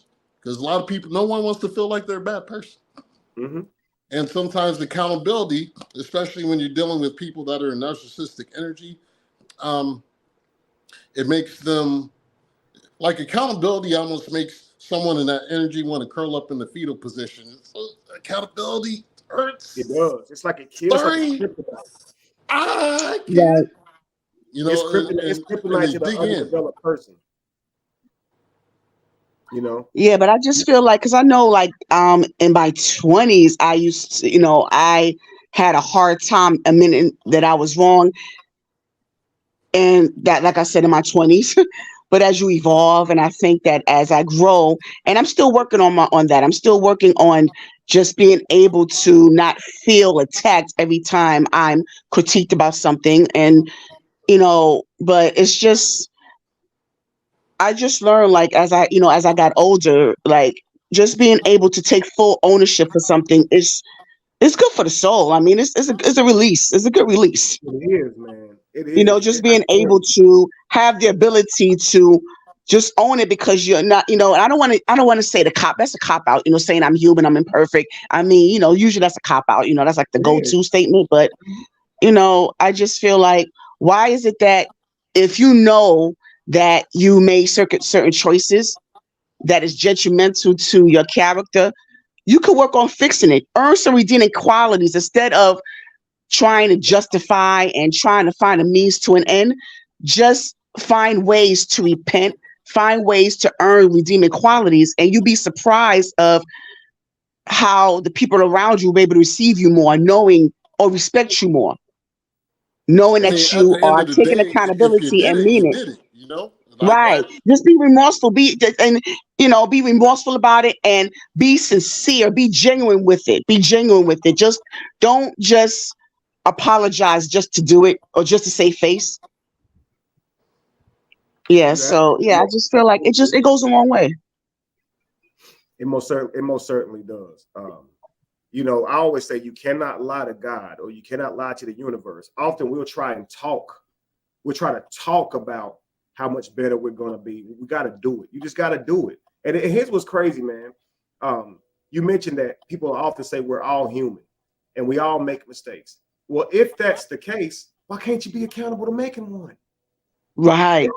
That said, so they won't be accountable, right? We all human. That means be accountable. That means that's part of the human experience, right? Right. That would be the ideal thing to do, right? it makes so much sense, and it would to the other person too. And here's the kicker: when you don't be accountable, when you sit here and make all these excuses up like this, your partner starts to think you dumb because you look dumb. Especially if you keep doing it. You pretending to not get something simple, and they know that you don't typically act like this. But now the Right. most simple questions, you don't get it. Like she really gonna sit here and play like she don't understand how somebody would feel if they got lied to about a person's child. Now, if that same man lied to her about his child, she really gonna sit here and play like she don't understand how somebody would feel if they got lied to about a person's child. Now, if that same man lied to her about his child, she'll be mad. But if she did it, she'll act like she don't know why you even mad. Like, what's the big deal? It's so crazy to me. But And you know what? I noticed this. I'll leave her for that more than the lie. But See, you know what? if I confront her about it, my bad, 1 second. If I confront her about it, it may be room for me to forgive her if I'm going to talk to her about it. But that behavior right there, I ain't dealing with that behavior right there. No, you shouldn't. But you know what it is? Also, I do believe that it's such a double standard. And I know that I'm going to get a lot of flack for this as a Black woman, but we as women, and I see it more and more, we feel like we're so entitled. We are so entitled to act a certain way and get away with it, whereas a man wouldn't. Like, I'm gonna give you an example. I don't know if you guys have heard of Love and Marriage Huntsville. Are you familiar with that show? I've heard of it, but I haven't watched it. What show? Okay, so I'm gonna give an it's a show. It's 6 married couples, and the premise of the show was showcasing their home life as well as their professional lives, as like in real estate and stuff like that, right? So, it's centered mainly around Martell and Melody Holt. Well, her name is Melody Rogers now. Okay. And so while he was married to her, he had a full-blown 5-year relationship with the side chick and ended up with a baby as a result. So that was like the overall highlight of their storyline of the show. So this is their 6th season, so they just did their reunion episode. So she has a huge fan base, obviously, because she's been cheated on, she's been through a lot, and she's been resilient and has been able to rebrand herself. So she got a huge female fan base, okay? I'm going somewhere with this, I promise.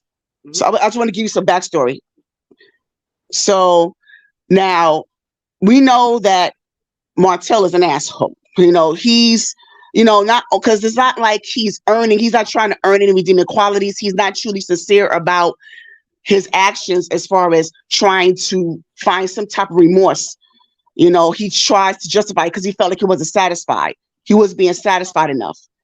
And he has a tendency of being very arrogant, narcissistic, and very temperamental, right? Okay.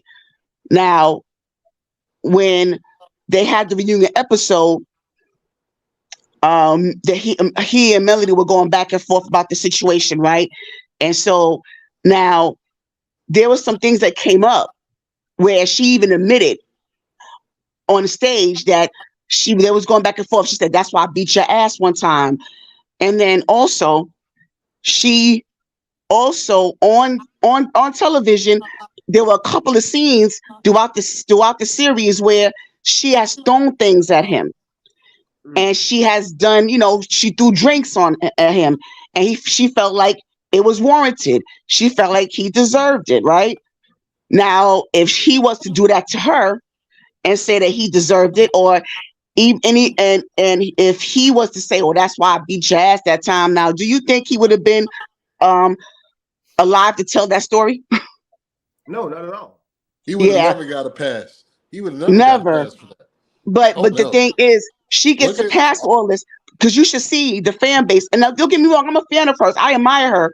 But the thing is that, she has a tendency of being passive aggressive. And so she also uses her fan base as a weapon. She weaponizes her fan base because she knows that her fans is going to find ways to justify her behavior because of what she's been through, because she's been cheated on, right? So if she's been cheated on, and so she gets a pass on what she does. Her actions are warranted, right? So my point is that why is it that women feel entitled to do certain things? And another thing too, the same person, Martell, people were attacking him for yelling back and forth with one of the other men's wives. So he and the wife was going back and forth over the cheating. And so they were both yelling at each other, but people were targeting him because they felt like no man should be disrespecting that woman and yelling. And first of all, when passions flare up and they start yelling at each other back and forth, they were yelling at each other. So why is it okay for her to yell and raise her voice at him, but when he does it, it's disrespectful? Her husband is a punk for not defending her. So it's just I don't understand like why it's such a double standard there.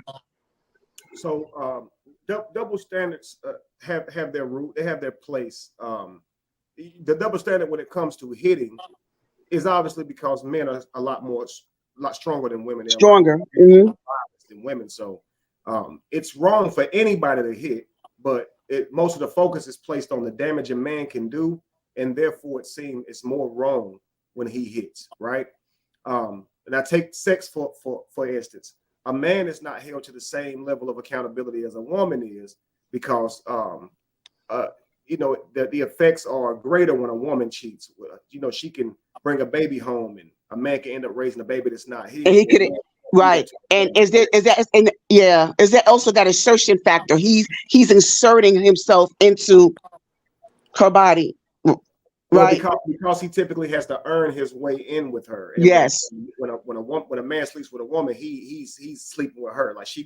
Like some women say that they're fucking you, but no, you're getting fucked. You ain't fucking no man. That man is fucking you. He's right. Yes. Yes. Out of you.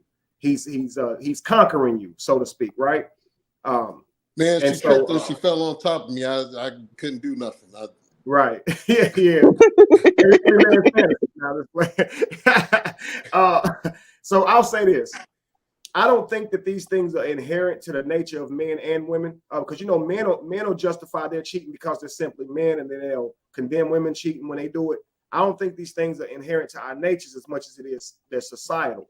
When our sons are raised up, we hold them accountable to their emotions. We make sure that they're not carrying themselves aggressively. Sometimes our young boys can't even make a mad face in the home because you're whooping. We make sure that our men are going to govern themselves and that they can be accountable to their emotions. We hold them accountable to their actions. We punish them more severely. And when it comes to our daughters, we make excuses in favor of their emotions. And this becomes language that women learn to speak in. So I say it's indicative of how we raise our children, the mothers and fathers alike. I'll give you an example. Let's just say a boy, you call him into the room, he's done something, right? You're about to lecture him or punish him for what he's done. You're not going to allow him to cry his way out of it, because that's not like a man, right? You're going to tell him, right? Yeah, right. He can't stick his lip out and try to get sympathy from you. It is what it is. You're not letting him escape. But your daughter, these things are normal or natural for a little girl. She's going to cry her way out. She's going to whine. She's going to complain. She's going to do everything she can to try and get sympathy from me. And typically, she will get it from her mother and her father. And so because the world kind of because she manipulates the world in that way or navigates the world in that way, she's going to continue navigating the world in that way. Where men, because they're not allowed to make these excuses, then they're often more developed when it comes to accountability than women. Now, it is sometimes you can find a boy who was not held accountable, and you can see those same type of excuses come out of him. And that's why I say it's not about a male or female. It's how we raise our sons and daughters. And I've seen women who actually were very good with accountability, and that's because she had parents who didn't allow for anybody to escape. My grandmother, she didn't allow for anybody to get away with anything, boy or girl. So, but I tell you this: if there was a situation where me and my sister or my brother and my sister are arguing, my grandmother is hard on us men for arguing with us. She often would say, "Ignore it, don't even argue." And I don't think that that's fair, because what it does is it teaches women that they can bother men, because they're not telling women, don't you bother a man. Now, here's the kicker. I like the scenario that men and women shouldn't argue, but I like it better when both of them recognize this. If the woman thinks that she can scream on this man and bother him and he can't say nothing back, I think that's a very broken thing. I would tell my daughter, don't bother men. Don't start stuff with men. Don't do that. Right. For her safety. I don't want my daughter starting stuff with no man.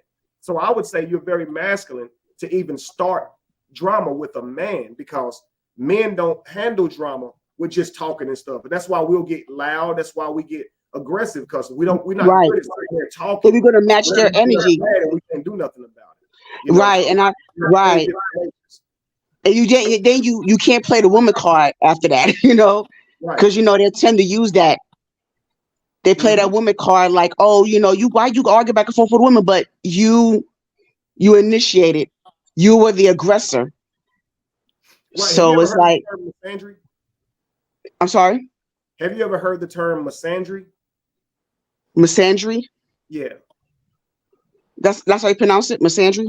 Yeah, that's how you pronounce it, misandry or misandrist. It's the opposite of the word misogyny. Or That's what it is. Oh, yeah. So okay. a misogynist is a man who has intent or ill intent or hate for women, a strong disdain Right, for women. right. On the flip side, misandry is the same thing. So it's the misandrist approach to the masculine approach that Yes. was years ago.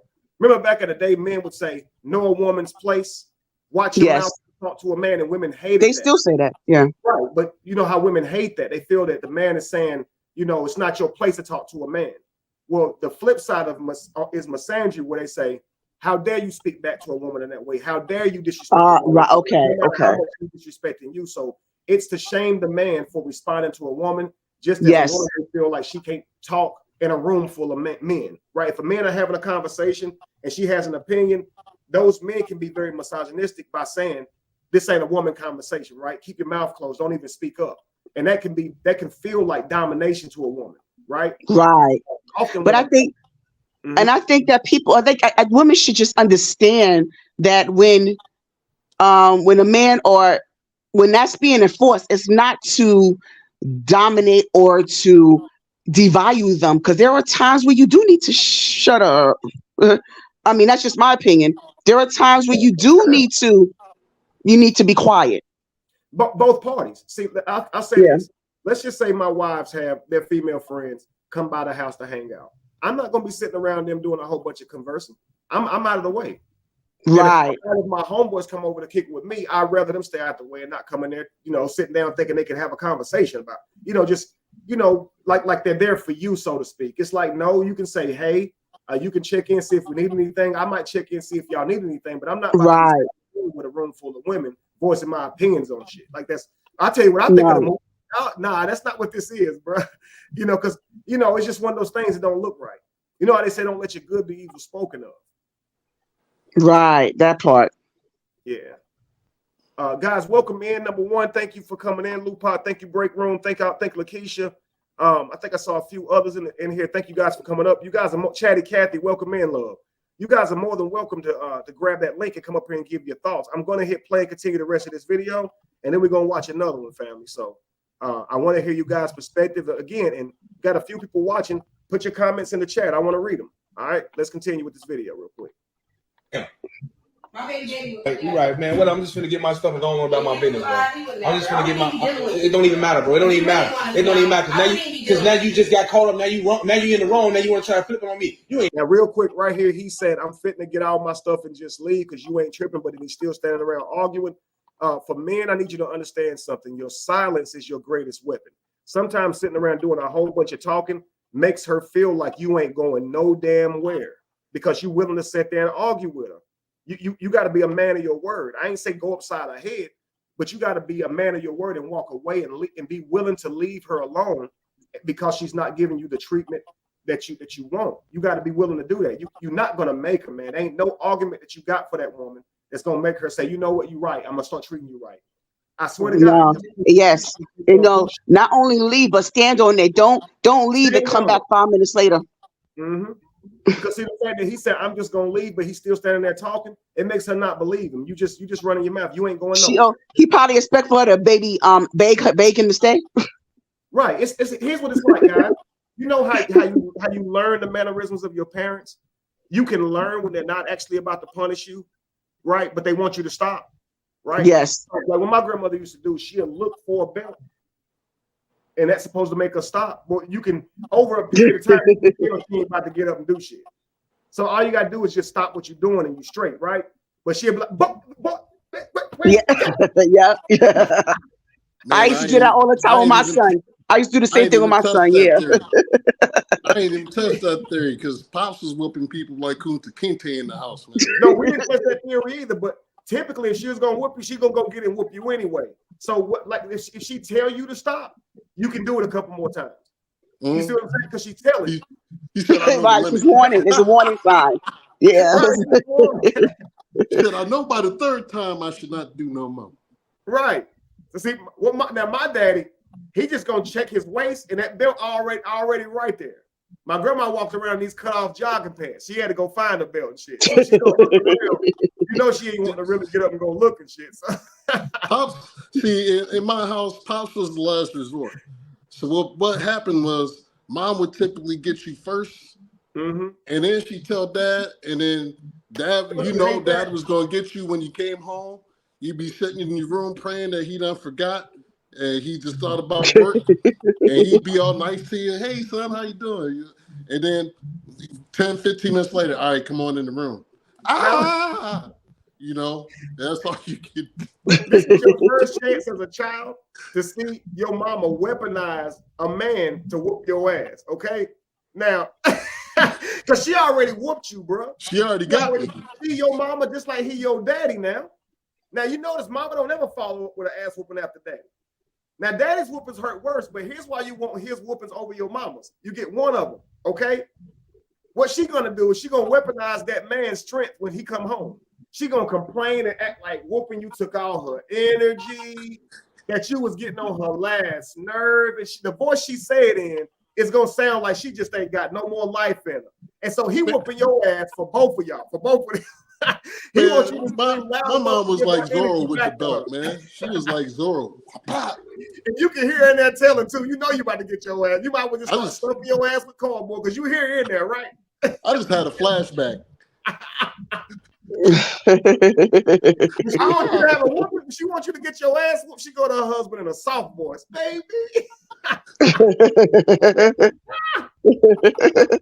What they do to Flora? That's Flora and James Evans. Right. See, that's how you know they know how to ask. They know how to ask. That was it. How you gonna play a damsel in distress about your son? He ain't doing shit to you but being bad now. Oh man. Look, she'll say you wearing her out. She whooped you, but you wore her out because you too damn strong. Now you getting your ass beat for real now. All right, let's continue. Ain't no good, bro. You typical.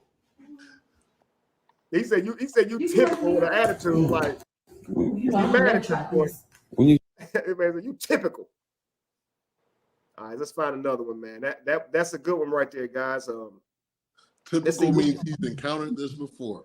He needs to wonder why he's attracting what he's attracting and why he's dating these type of particular women. Absolutely. This is another one I want to go over. It's one I have reviewed before, but it's a good one. It's similar. I want to find you one of them sisters that want to be sweet to you, man. They out here. I'm telling you. Oh wow, I remember this video.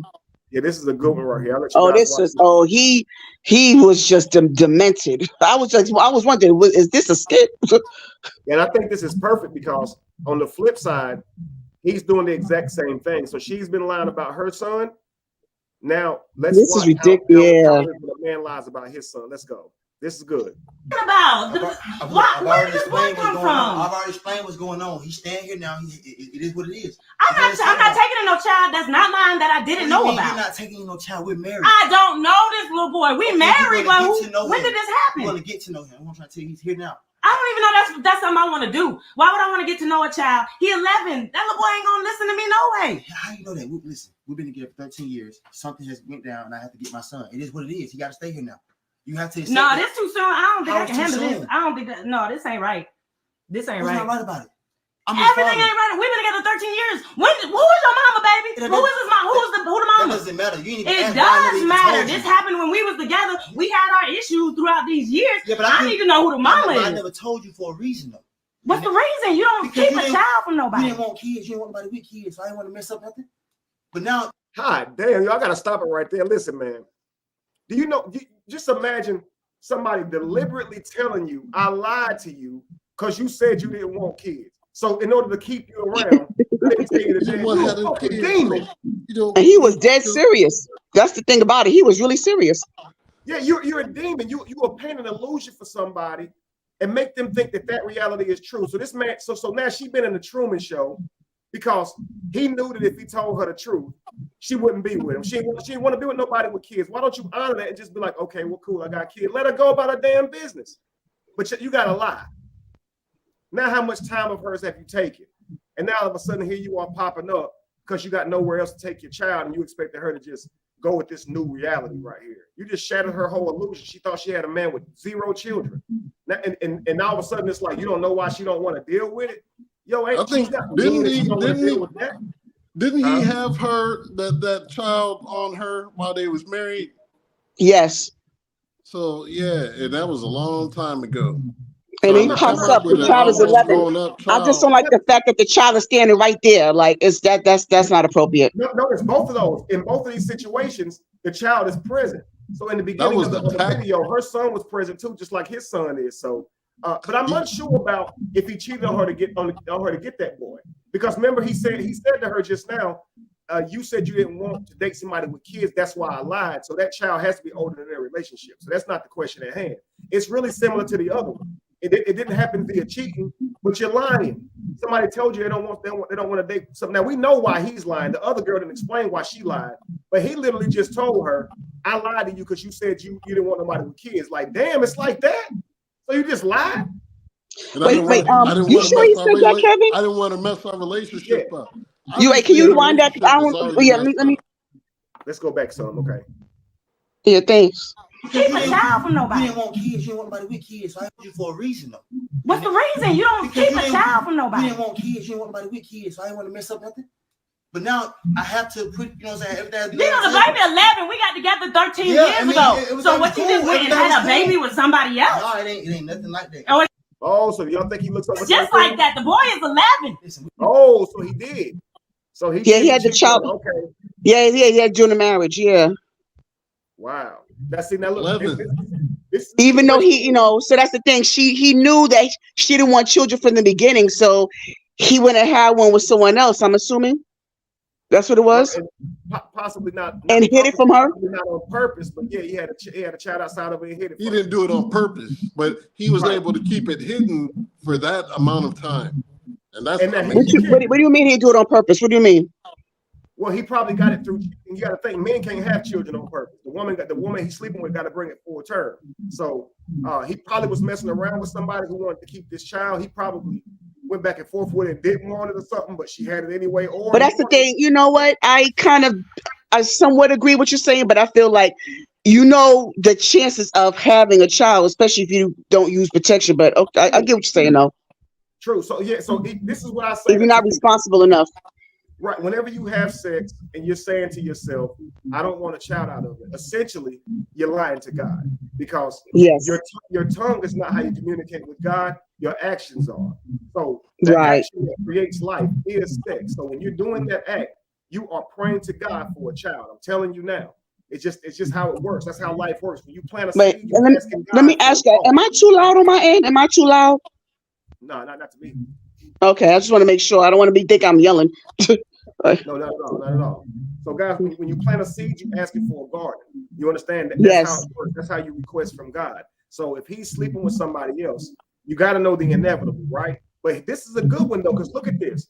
What men stand to risk with an unfaithful woman is her having a child on him and he believing it's his, okay? And raising this child potentially and it's not his and he find out years later. Okay, so what women are risking with a dishonest, unfaithful man is that he can raise a whole child behind your back and you never know. Now, you may feel like, well, both are bad, okay? Because I'm a man and I have my perspective coming through a man's lens, I'm going to say lying to a man about his child is worse, it's wrong, because it is. So you're never going to be able to trick your child into believing a different woman is his mother. And so at least you got to be honest there. But I can say this, in the end, because you have another child to take care of, you have hurt your household just as much as she has. You understand? So even if she brings you a baby, if she asks you to be accountable to that baby and stay with her and raise that child anyway, if you have a baby behind her back, you still got to take care of that child. So that still pulls away from your legacy. It still hurts in of course she didn't want children, but if they did have children, that would hurt into, the will and what he's leaving his own children because he's outside of his home. And that's one thing that men got to think about when they thinking that cheating is okay because they men. No, because you still make babies too. And you're going to be throwing away your legacy. Your legacy is going to be so spread out to all these different kids. You're never going to be able to get your home where your holy matrimony is, the life that children deserves, because you got so many children outside of wedlock. You know, and that's the thing. This reminds me of that show with Mike Epps and Wanda Sykes on Netflix. For the Upshores. When that baby mama show up. Yeah, the Upshores, yeah. It leaves that son up. Yeah. Okay, That show. Okay. Yeah, this is crazy. But and that's the bottom line is that the only innocent people that are affected by this in a negative way are the children. Mm-hmm. And that's the unfortunate part, because the child is standing right there. It's like they act as if he's not even in the room. And you got to think something went on to where he's not living with his mother or whoever he was living with, and now he has to hear another adult say they don't want him, and he's probably not going to understand, the conversations they've been having. It's not personal. She just didn't want a child, and so he's immature for bringing the child in there. He even had this conversation, and he probably did it to create some type of emotional leverage, so she wouldn't. Right at this point, she ain't gonna be able to turn him away or something. What you say? He was hoping that she would see his son and have some sympathy. I was going to say that. You put the words right out of my mouth. Because the boy is there. And I was going to say that. I was going to soften the blow of the stuff that she was going to say to him. But this is like 11 years of lies. What did he think is going to happen? And that's manipulation, right? Where the other boy was weaponizing the woman's child by telling her the business. He's weaponizing his own child by using them for leverage to try and get her to go for something she normally wouldn't go for. You're going to go have this conversation. You know how when we were little, you can't ask your mama if you can spend the night with your friend in front of your friend. Remember that? She knew then you was trying to put her ass on the spot because it's hard for her to say no if your friend asking shit. I used to do that. Hey, you go ask grandma. She do it if you ask. Yeah, that's what this is. He's planning. He's manipulating. They used to say, go ask your father. Right, absolutely. Right. Go ask my father. Hey, go ask your mother. Yeah, I just asked mama. Well, then you know the answer. What? Yes, that's no. Playing both hands against the middle. All right, let's continue. We took a break, right? Yeah. All right, then. So things happening, and now. And then right here, this is a problem right here, guys. He just said we took a break, right? So that whole break baby thing. So I was wondering why her attention didn't go to, because she did go to it by saying you cheated on me. He's 11, we've been together 13 years. But I thought she'd be more focused on the cheating. But she's just saying, I didn't want a child. But here he is trying to use going on a break as a reason to cheat. I sound muffled, guys. I sound muffled. Here. No, somebody's got like a TV sound in the back. Yeah, I hear that too. Let's see.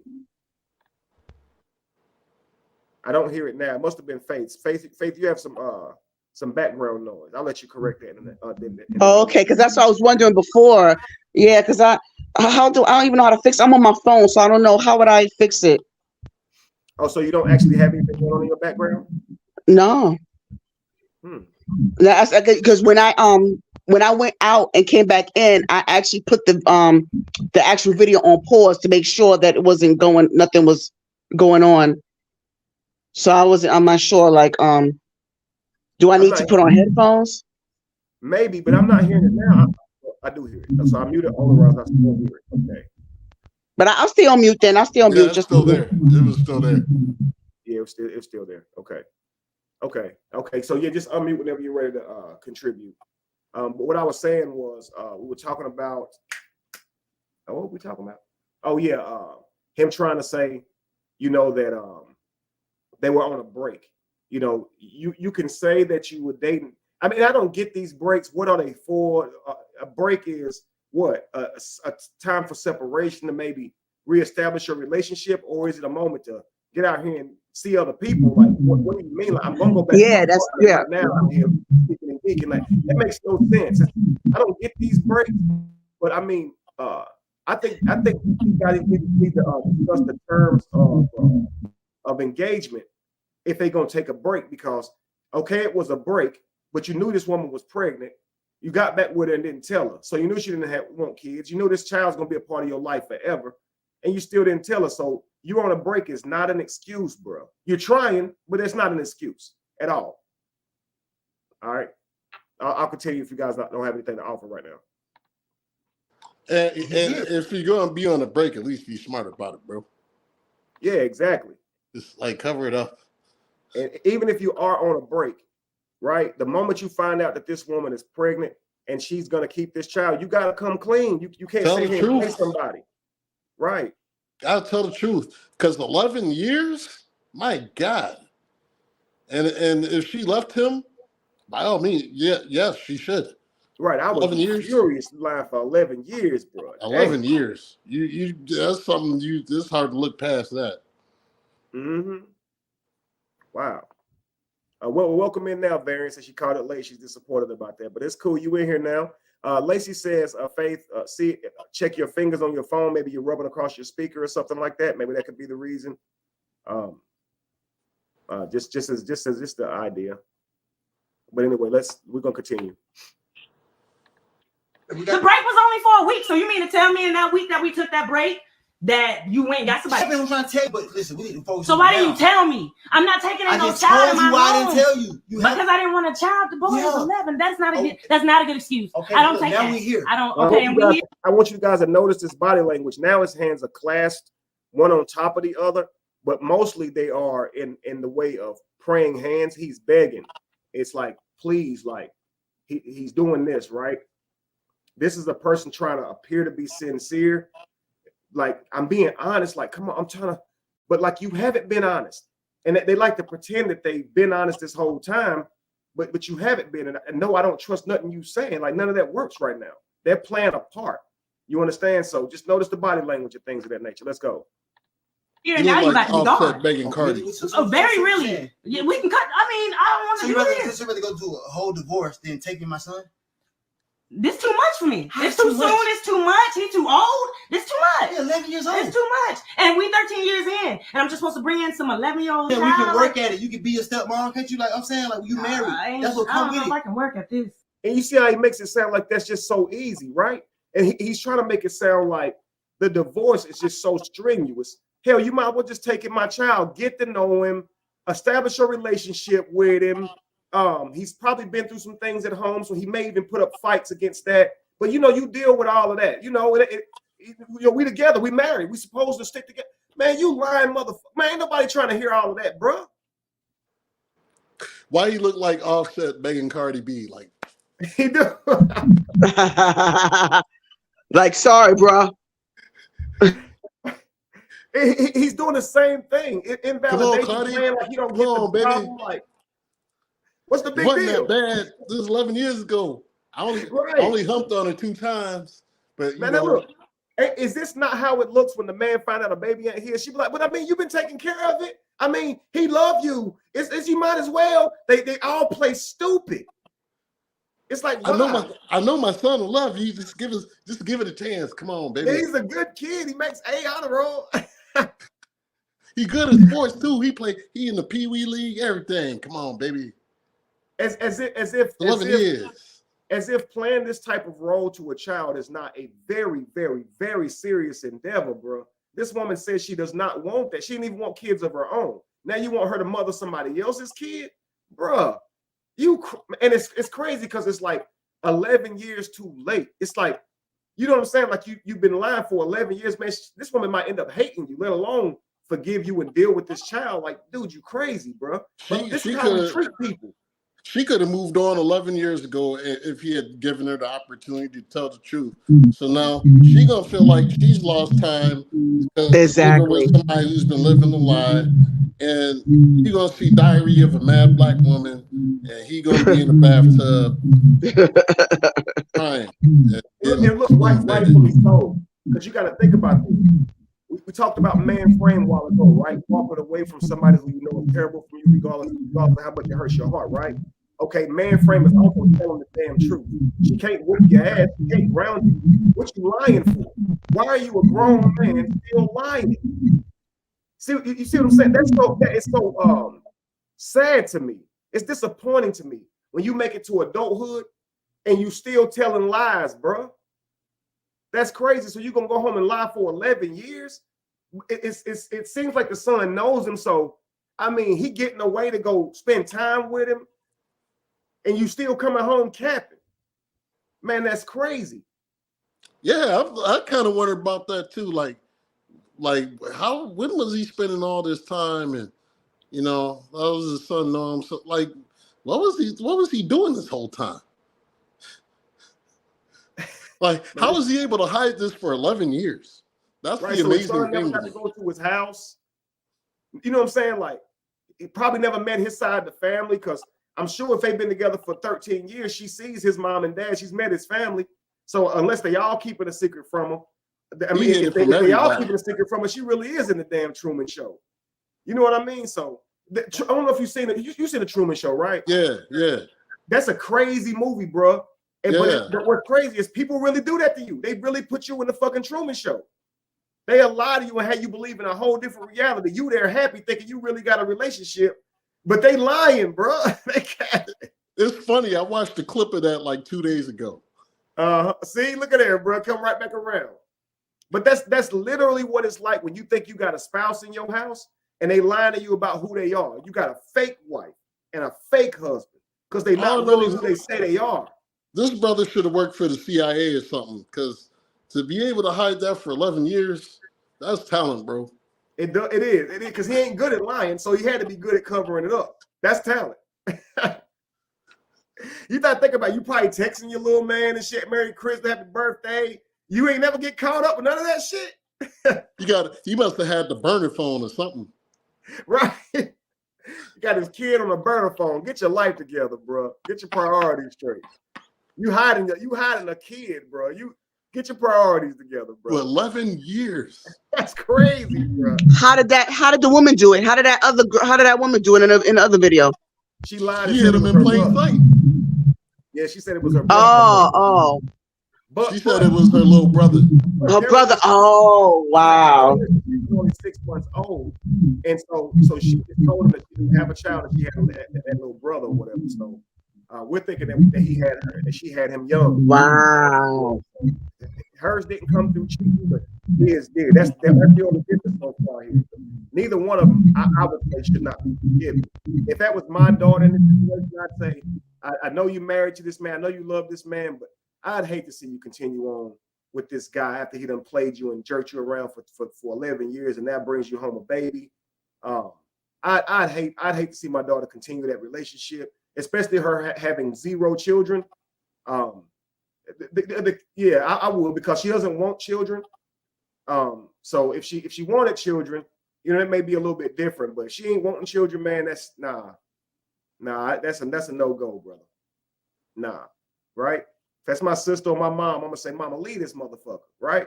He's already lost the battle. He just right. And the line walking in. The shit he's doing right here is just, it makes him look worse. You already lied, but you're doing all these damn games the same way, playing stupid, right?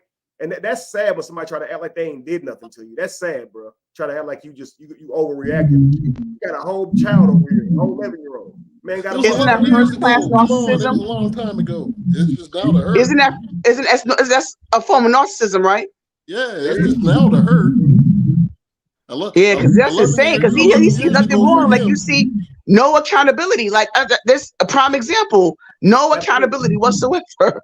No accountability, invalidation, business as usual. Let's see if he apologizes. All right, let's go. Heck no. This ain't me. Ain't what you mean is what I'm gonna do, and I mean all that to health and sickness, all that shit matter right now. What I'm trying to tell you. Now your vows matter right now. This is the time they matter. Now, didn't your vows matter then? Didn't your vows matter when you was lying and capping for 11 years? They mattered then, right? That's what I mean by they know when to all of a sudden start having standards and morals, just like the girl did. A real man would have did it this way. A real man would have did it that way. Now here he go. What about our morals? And yeah, what about them? What about them? Didn't the pastor say that we had to stay together through thick and thin when we said those words together, for better or for worse? What about loyalty and honesty? Yeah, they love to use those vows against you, boy. They love to use those vows. When it's y'all got to stay together. We got to stay together. Better or worse? Was taking breaks in our vows? We've been breaking these damn vows. No. Oh yeah. What's with that? Hold her to a broken relationship. Nobody said anything about break babies. Hey, that whole broken vow is standing right next to him. Right, it's a whole fact, brother. It's right there. A walking contradiction. Right is indicating of his broken vows, and now he's trying to remind her of vows that he broke. Unreal, bro. That's dope. You understand that, right? No, this too much. How? That's too much. I can't take this. It's a whole child. I already So have children of my own with you, and you want me to bring in a child that's not mine? That's yours. Listen, guys, right there. That's narcissistic if I never seen it. So you want to throw away 13 years. No, you wanted to throw it away. You was lying, bro. And no, I don't want to throw away 13 years. I don't want to be with a liar who manipulated me for 11 years and cheated on me and then brought a kid in my face. I don't want to throw away 13 years. That's what I have to do in order to get away from your dumb ass. I was wondering if he was that careless with one. How do you throw away 13 years? It's impossible, bro. I just want to know if he was that careless with one. How many others are out there? Right. It make you wonder. There's got to be more. It's sad. This is sad, bro. Now you want to throw away. So now you want to throw away 13 years. So he's trying to remind her of all this time spent so she can say, man, I don't want to get back out here, do this all again. You know, we have had a lot of good times and happy times. I'm trying to get your mind to focus on the 13 years so you can put up with my bullshit. Bruh, here's the kicker. She's not throwing away 13 years. She's moving away from somebody who's been lying to her and cheating on her, right? So don't bring up 13 years. That's ridiculous. No, the mask just happened to fell on the number 13. That's all. Right. The mask fell. And listen, guys, even if this is a skit, this is exactly how it happens in real life. This is exactly how they respond, how they deflect, how they say some whole other shit instead of saying the right thing, and the conversation is not getting any further to progression to where there's an understanding. Notice how he keep playing dumb. What you mean? Why? What? I know I'm not dealing with that. Why? What you mean? Why? You got a child, right? We already had they not already discussed why she don't want to be with him no more. That's already understood, right? You got a child right there that you're introducing me to. It's been 11 years since you had him. You ain't told me shit. He knows why she don't want to deal with it, but he keeps saying, "What you mean? Why? So you don't want to work on our vows? Oh, so you want to throw away 13 years? How many times she got to say it's over, bro?" Yeah, Kevin. Yeah, let me respond to this. Miss Lacey, I promise you, I've been on mute. Only time I go off mute is when I speak, Lacey. I promise. I've been on mute this whole time. Let's continue, guys. Yeah, don't think I've heard it, but I'll listen out for it. See if I hear it when you're on mute. But let's continue. Oh, is that you kept from me? So you want to throw away 13 years? Yeah, we're gonna have to throw this away. This too much. It's not for me. You handle your son, do what you gotta do, be a man, all that. I'm gonna handle what I gotta handle. Yeah, I'm gonna go back real quick. Notice when she says, yes, I'm gonna throw it away. He's got his answer. But look at his face, look at her like she's stupid for saying that, or that's hard to believe. A mature person would say, I understand. I'm sorry. That's your right. I understand. They wouldn't sit here and keep on doing this damn game where they're trying to keep you arguing and talking. It's just silly, man. But watch this. Watch how he does when she answers his question. How to do, be a man, all that. I'm gonna handle what I got. All that, but just do that. Do it without me. You have to do that without me. You have to do that without me. So that's it. You're not trying to discuss it no more. You ain't trying to figure out. He ain't got no other family. What the rest of the family? I'm his family. I'm gonna handle what I got. All that, but just yeah, we gonna have to throw this away. This too much. See his face. Look, like what? It's not for me. You handle your son, do what you gotta do, be a man, all that. I'm gonna handle what I got. All that, but just do that. Do it. Why wouldn't he right here at this moment say, you know what, son, go sit in this other room real quick. Let me talk to her. I still ain't even heard no apology yet. Oh, that ain't we already talked about this. That ain't coming, bro. We already know these apologies ain't happening, bro. I feel like I'm watching Offset sing about stir fry right now. But look, let's say you did all these wrong things, right? You show up to this woman 11 years later with this child. Okay, you can see she don't want the child, right? She don't want the relationship anymore. are you going to continue having this conversation in front of your son, or take him in the next room, maybe put the sticks in his hand, give him the game, let him play the game for a little bit, and try to go in there and have a conversation, with a lower tone, right? Or take him somewhere, take him to your brothers or somebody, then go back and talk to if you're going to try to make this happen. But he's still continuing the whole conversation. And even her seemed like she could have, but I'm going to give her a break because she's caught up in the moment.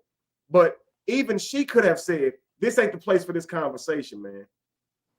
I'm gonna need you to take him and go, and we can talk about this later. Even if she knows the answer no, because you don't want the child to hear it. Does that make any sense? Exactly. He was standing there the whole entire time. And that is so unhealthy for that child to witness this whole exchange happening. I mean, this is not healthy at all. And sometimes this happens between both parents. They're sitting there yelling and screaming in each other's faces in front of their child, and you're literally teaching them that behavior. And so it's best to just say, let's calm down, let's collect ourselves, and let's come back to this, man. You know what I mean? So that's what I mean by this is immaturity on both parts. Now she's emotional, she's hurt. She didn't know he was bringing his son, so I have to give her more grace than him. But at some point, I would have hoped that she would have said, you know what, let's not have this conversation right here, in front of your son, but that's it. Let's continue. Without me, you gotta do that without me. Now they trying to make it about him choosing, man. This dude's a cornball. Let's continue. Do it without me. You gotta do that without me. Bro, she didn't give you no ultimatum. She said, no, you don't get to choose. What you talking about, bro? You have to do that without me. That's it. You're not trying to discuss it no more. You ain't trying to figure out. He ain't got no other family. What the rest of the family? I'm his family. Okay, but he probably got wife, right? Yeah, and we got our family. He not my family. I don't know this boy. I don't know nothing about the boy. Extension of your family. Like we're together. So let me ask you something. So you just been, how long you known that you had this son? Listen, since he was 11? You know him since the beginning? Listen, we can talk. You know him since the beginning? Camera off on like. I'm not turning on camera off nothing. Now here's the kicker, bro. Now, a good answer right there would have been, I just found out, right? Because you remember earlier you said, if she had just said, I was scared to tell you. I thought maybe you wouldn't deal with me. I didn't want to run you off. So what if he just found out? They was on a break. He messed with this girl. She just showed up to say he got a baby. The test just came back. It is his child, and he coming to her and telling her. Wouldn't that make a little bit of a? Now she still have every right to say no, but at least he didn't lie for 11 years. So you got to understand, it's the lying for 11 years that I actually think is worse than any of it. The gaslighting. That's worse. You got to think somebody they don't expect you to play with you like that or you clown like that. Yeah, I probably would, honestly, for me personally, I probably would have still said no, even if it was the latter that you mentioned about him just finding out, because you still cheated on me. I don't care how long ago it was. I still haven't had time to process it until now. So even if you just finding out about the child, you still cheated on me. You still had a baby on me. So no, I'm not going to forget that one. Even if he didn't cheat, even if the child is older than their relationship, if she did not want children, she still has every right to leave. Even if he didn't lie, he didn't know he didn't have a child, it's her right. And this is why I say with people, human beings have to understand that whenever you slight somebody, it's their right on if they want to deal with you or not. People will get mad at you for not talking to them no more after they lie on you, after they screw you over. They get mad at you for not wanting to talk to them no more. That's crazy as hell. You got to be accountable to my decision to walk away from you. You can't get mad at me for leaving you alone because you ain't treating me right. So you want to go upside my head for not liking how you treat me? Shit, wow. Honestly, I don't think the whole 13 years is probably that great anyway. She's probably ready to go. This was just the final straw. Could be. That's the way out. That's the perfect exit strategy, that's for sure. Yeah, that was the final straw. Yeah, she got that. Well, you can't hope for no better one than this one. Shit, she got 100% right to leave. But I mean, him with the gaslighting and the dry begging and all this type of stuff, it's toxic, man. When someone tells you that they don't like that behavior, don't go to begging them and trying to talk them into stand and re-asking 1,000 times. Like if she say no this time, it's for real because she's trying to test her. So you saying you really don't want to do this no more? Yeah, nigga, that's what I'm saying. You want me to say no? You want me to change my mind because you asking me like that? It's over, bro. Let's go. What not trying to because my business. My business. I'm gonna be looking at this. So you saying so? All you saying? So, I need this for the courts. You rather us not, you know what I'm saying, continue this marriage? Oh, because I have a son. Right here where I paused it. She was asking him, how long has he known about this child, and he says, "Let's do this off the camera." So my thing is, whatever the answer to that question is, you don't want to discuss that on the camera, but you would discuss your son in front of the camera with your son sitting there. Like that's more embarrassing. You would think you would just volunteer the information. I knew the whole time. I knew for 8 years. I knew because you can't lie to your son. Hell, he know when you met him. But you don't want to share this information because you're being recorded. Like, you think it's gonna be held against you in a court of law? But you got him right there on the. Soon as she had the camera, bro, he should have covered his son's head and said, "Let me get my son out the camera. I obviously you upset. You're gonna record this. I don't want a man here for this. Let me just take my son in here and sit him down. And I'll be right back because he's already right here." Like, I'm so glad we didn't have these cell phones in the 90s. Than his son. I'm so glad we didn't have these cell phones in the 90s. Because listen, bro, if the only way you could have found out is to go to Jerry Springer and you get a story like this. Facts, bro. Facts. But if we had these, we would have been enlightened to a lot of what goes on in relationships and could better prepare ourselves. You see what I'm saying? So I can appreciate these videos in hindsight because they give us good reference points and help to prepare us for if this happened to us. I think, man, for parents, it should be scary to you when your child gets in their first relationship. It should be horrific. If they're doing good in school, if they're making good grades, if they focus in athletics, you can bet that shit could possibly go down the drain because people just not honest. They're just not faithful. Man, they just don't have discipline. A relationship is the scariest thing for your child. He cheat on her. She mess around in kid's car. Okay, now that's a record. She cheat on him. He mess around and hit her. That's a record. You too immature to handle these fucking letdowns. You not prepared. I remember my grandma used to say, "Boy, you don't know what love is." What she should have been saying is, "Boy, you don't know what disappointment is." That's the shit that'll kill you right there. The disappointments, the letdowns. You see what I'm saying? Because we don't know how to handle them. Like, dudes, I saw a video where a guy took a girl out into the ocean on the back of a jet ski and threw her off in the ocean. He took her like 2 or 3 miles out into the ocean and left her ass out there because she was cheating on him. Bro, you immature. Break up with her. Oh my God. You can't take somebody's life because they cheated on you. That sounds so dumb. Imagine telling somebody, mom or daddy, you killed their child because they cheated on you, bro. That's horrible. Yeah, these young brothers need a conversation because, especially with young men, that first heartbreak is the worst. Right. That is the very, very worst one. She swam all the way back to shore. Like, man, you tried to leave me out there with the damn sharks because I was cheating. He's like, yeah, who was such and such? You, dude, come on. You didn't do that because she was cheating, did you? You send her back to the streets from whence she came. Yes. Oh no! Wait a minute! Hold on, Kevin.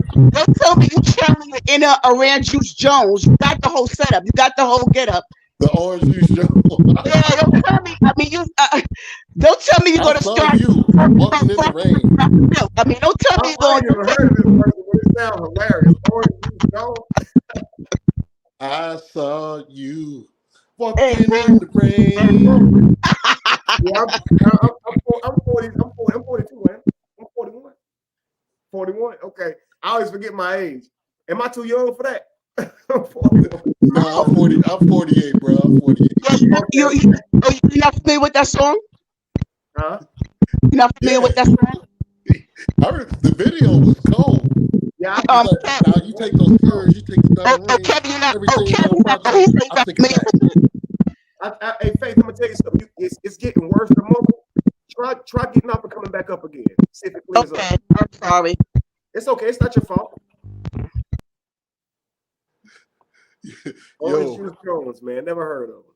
The end of Orange Juice Jones. The end of the video was just so cold because it was just him talking that pimp stuff over the music. You know, the rings I bought you, the furs I bought you, everything, that car, I took it all back. Okay. I got you. He was cold with it. That's funny, man. This dude said, man, you did me wrong, bro. You took my money and you took my girl, and I want my money back. He took it all back. He took it all back from her. Everything he gave her. He said, "You can have what you came here with." Right. That's funny. That's good stuff, man. But yeah, that's what you do. You send her back to the streets from which she came. You don't kill her, man. You don't end her life, man. You don't end his life. As I've seen, because you end yours too. Right. A girl ran a guy over and backed up over him, ended his life, and she missed him the first time. And she killed an innocent bystander he was already handicapped. He had just gotten into a wreck and barely survived. Now he walking out the store and got ran over again because she was trying to hit another dude. Man, that's crazy as hell, bro. And you got to imagine that shit. You just survived the car crash, and now you got ran over because she's trying to hit somebody else? That's because he cheating? Man, that's crazy, bro. That's crazy. It's and like it ain't worth it. Level of mental development. So just keep in mind, if you cheat on them, they may try and kill your ass. It don't sound right. It sounds ridiculous. It's a big jump. It's an aggressive response, but people do that. So you do have to consider that, right? I mean, you should consider that. You took somebody in your life. They're taking you seriously. If you cheat on them, you don't know how they're gonna process this shit. So it's best to just be loyal or just leave the relationship, man. It's like that movie, A Thin Line Between Love and Hate. It's a fact, and anybody can turn into an emotional terrorizer at any moment. It can be a good person. It can be a good guy, a good girl. Under duress, under anger, man, you can make the worst decisions and throw away your whole fucking life, man. One bad moment. I've seen it happen. So one bad person in your life, they can present you that one bad moment where you blow it, bro. So when you see somebody's like that, get away from them, because you never know when they give you that one bad moment and you're not going to be able to handle that shit. I'm telling you now. So even if all out of character. That's why I would leave. She cheated on me, I'm out. You understand? Because she don't might want to catch act me on out a of bad character. day and I might start to get the punching. Yeah. You know, fucking cheated on me. Now I'm in jail and shit. Full of regret and shit. You know what I'm saying? They done got you out of character. Life ain't never gonna be the same now. You see what I'm saying? Because you was hurt. But now you a woman beater. You was hurt though. Nah, bro, just leave her. Because you got to do like I did back in the day. I put on the most petty song that I could find. Back in the day was "Let a Hoe Be a Hoe" by this artist named Boss, female rapper out of Detroit. Gotta let a hoe be a hoe. I used to play it and just like tell her to leave. And when the chorus came on, I point at her. You got to do it the coolest, most nonchalant way. I'm telling you, because I don't know if you noticed this. If you handle it without getting angry, as if it doesn't matter, she gets angry that you didn't get angry. So she's expecting an emotional response, and if she gets an emotional response, you're overboard. You're too overly aggressive. You're scaring her. But if she doesn't get one, oh, so you don't even care about me? Oh, you must have been cheating anyway. Bro, give her the emotionless response. Don't give her shit. Because if you cry, she gonna cry on you. You a bitch if you cry. I'm telling you now, don't give her nothing, bro. That's when they start following you from room to room. Right. And I tell women the same thing. Don't give him nothing. Don't let this man see you cry about him cheating. You dump his ass. Actually, just ghost. If you can ghost him, ghost him. Don't tell him shit. Make him wonder, what happened? What I do? Leave his ass confused. He deserve it. He don't even need you to tell him what he did, give him closure. Fuck him. They cheating on you. They doing you dirty. You don't owe them shit. That's just how I see it, bro. I don't know personally. I'm just like, just mourn them as if they were dead and move on with your life. Get on, man. Because you be the one that got away and you never ever gave them a response. They will regret that shit. I promise you, they will, bro. And I've been there. I've had women leave my ass alone. Just didn't say a word. Just left my ass the fuck alone, and that shit hurts. That gets you right there. You rather get cussed the fuck out and told you ain't shit. Yeah, it's crazy. All right, yeah. 11. So what? If you can keep alive for 11 years, then you lie about anything. It wasn't a lie. That is a lie. Not telling me is a lie. You didn't ask me. I don't have to ask you. We married, remember? Listen. Things happened, and I didn't feel like you. Woo! Now see, look right there. You could be a woman, and in that moment, feel like you got the strength to knock a motherfucker out, and now you hitting. Because did you hear this fool just now? You didn't ask. Listen, bro. If I'm a woman and a dude said it to me, I'm punching him in his face, okay? Like, what you mean? What you mean I didn't ask? Oh, so you gotta ask if you fucked and had a baby on behind my back? Oh, I gotta ask to get that information. I don't think that's like a question you're just gonna ask somebody. Like, that's just dumb as hell. Each nostril and put my knuckles up. You told me that shit. I was surprised she didn't jump on him, actually. Like, I'm telling you, bro. I don't want to put the gloves on in the mouthpiece. I know you didn't just act to say you didn't ask. I know you didn't just blame me that I've been getting lied to for 11 years because I didn't ask and I trusted my fucking husband. Are you where my brother at? Bro, he hit me. Come whoop his ass. I see why women be lying on our ass now. Shit like that. And this she is knows why she can't whoop him, so she gonna call somebody and just tell a damn lie. I might do this. If I was a woman, I might be done did this shit too. I don't know. you just better not go to sleep. You know, you Dude, don't want to go to sleep that night. Just don't go. Don't close your eyes. You don't wake up and that smoke detector going off. Facts. That brother said, you didn't ask. Man, that's how you get woken up to a pot of boiling water right there, boy. Man, that's them Al Green grits. That's some Al Green grits. You're absolutely right. Did you hear him, Faith? Did you hear this man just say, you didn't ask? She said, if you can lie for 11 years, you will lie about anything. Men all around both through our hands. Yeah, sound check. Is that better? Yeah, you sound very clear. You sound loud, but I don't hear the muffler. Oh, I sound loud. Okay. Let me turn my volume down. Okay. So I don't. Okay, so I have my earphones on this time. Oh, okay. That's okay. I don't hear the muzzling anymore, and that's fine if your voice is a little bit raised. Let her know, guys, if it's too loud. For me, I don't have headphones on. I'm just listening through my computer speakers, and she sounds louder than us, but she sounds fine.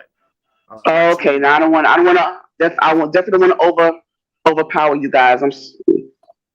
Oh, not at all. I'll keep that in mind. If you speak, I'll try and stop. Love and happiness. Love will make you want to do wrong.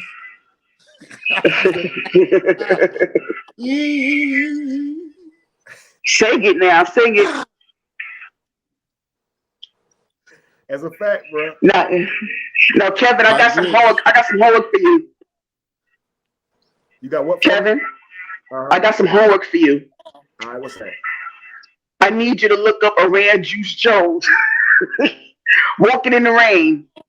All right, you got it. I'll play before I end this live right here. Then you understand the reference.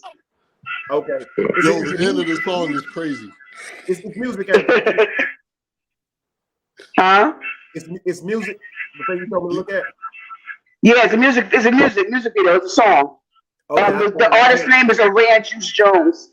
Okay, I probably can't play it live. I'll probably get flagged for it, but I'll look at it after this video. Oh, you can't play like the audio? Or no, we don't want him to get that copyright. Yeah, I hear you. Yeah. We got to get the shmoneys. We got to get the YouTube shmoneys, y'all. Absolutely. So, Faith, what do you think of that with him saying you didn't ask? Now, what put that on you if a man told you that? What do you feel about? I feel like he's demented. Would that anger you to the point of violence or aggression? Because it made me want to slap him just now. When he said that. Yeah, that would run across my mind, but he's not worth me going to jail for. But I would definitely, commit to just leaving him alone. Yeah, that man said you didn't ask. How does one ask? Like, how does one inquire about that? Like, by the way, are there any side break babies I need to know about? Like, how does that come up in the conversation? Man, he got probably about another 3-4 kids. Facts, bro. Probably. He probably got a 2-month-old as we speak. He got a burner phone for each one. And she won't know because she didn't ask. And look, and that speaks to inaccountability, right? It speaks to inaccountability because it says that you could have even at some point came and revealed that you had been lying and been deceptive, but you had no plan to. In fact, you're blaming her for the fact that you didn't by saying you didn't ask. So that says that you don't have it in you to be upfront, to come and reveal these things. So she would have never gotten this information. You see how that works? So he's telling on himself. One thing I will always say is this: anyone who is unable to apologize for anything is someone that you should definitely run from. Absolutely. Wow, Like, that's profound. just think about it. If they're unable to apologize for even the smallest thing, That's a big deal. that's definitely a huge character flaw right there. Because You it's definitely everything got to that peep they'll that. do. It's everything that they do to not apologize. Okay, they'll do anything to not be guilty, which means they'll lie right to your damn face, bro. Like you can hear them say something, and they'll deny saying it right after they said it. You're in the room with them. You just heard them say it. They'll be like, "I didn't say that." Now you got to argue for an hour over if they said that or not. And then they're going to try to play semantics with you. But that's not what I said exactly. What I said was. Or what I meant by it was. Yeah. What I said by telling you what I meant, and you're supposed to listen to the last thing I said and forget the other. Like, man, that shit be crazy. See, being the strategic thinker that I am, I remember conversations. So if I have a feeling like somebody was lying, I ask them, and then 2 weeks later, I ask them the same question just to see what they say, because I know they. You ever catch them in it and be like, last week you told me something different, and they go, no, I didn't. I told you the same thing. You never gonna catch them. No, I pull out the text message because being a tourist, I like to have receipts, and I would pull out my receipts. Hey, remember what you said here? Now, where'd you really go? Okay, cool. Listen, I'm gonna tell you this. I counsel couples a lot. Always have receipts. I counseled a couple one time with a guy. He recorded a conversation, okay, with his wife talking. He asked her about the conversation. She denied the conversation never happened, even though he recorded it. And then when he played the recording, she denied denying it. He should have been recording the denial too.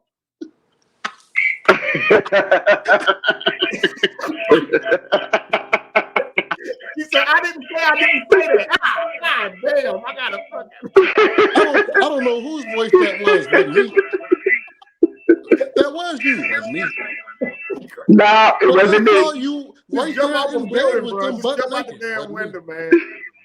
Wasn't me. Come on, but I saw you. Wasn't me. Like you never heard me say that. I did not say that the first time. You never heard me say that. Wasn't me. Wasn't me. All right, let's continue. Ready for all that. So it is what it is. Who are you to tell me what I'm ready for? Look how you acting now. Exactly. So if you would have told me sooner, I might have not reacted in this way. Why not react that way? How that make sense? What you mean how that makes sense? I would have known sooner while he was a child, and I would have been like, oh, okay, this happened. She said, if you'd have told me sooner, I might not act this way. This man said, how that makes sense? Oh, you can't grasp how if you would have told her sooner, it wouldn't have went as bad. You can't understand that? What the fuck wrong with these people? Yo, I like the stupidity. I can only laugh at this. And that's the thing. Again, the fact that she would still be willing to work through that. Well, I don't know. Maybe I'm just built different. I just would not move forward in that situation, even if I found out sooner. The fact is that you still betrayed me. I can't. Well, that's just me. I can't move forward with that. But I know a lot of women that would. So maybe this would have worked out. At the end of the day, you got to give the person a choice.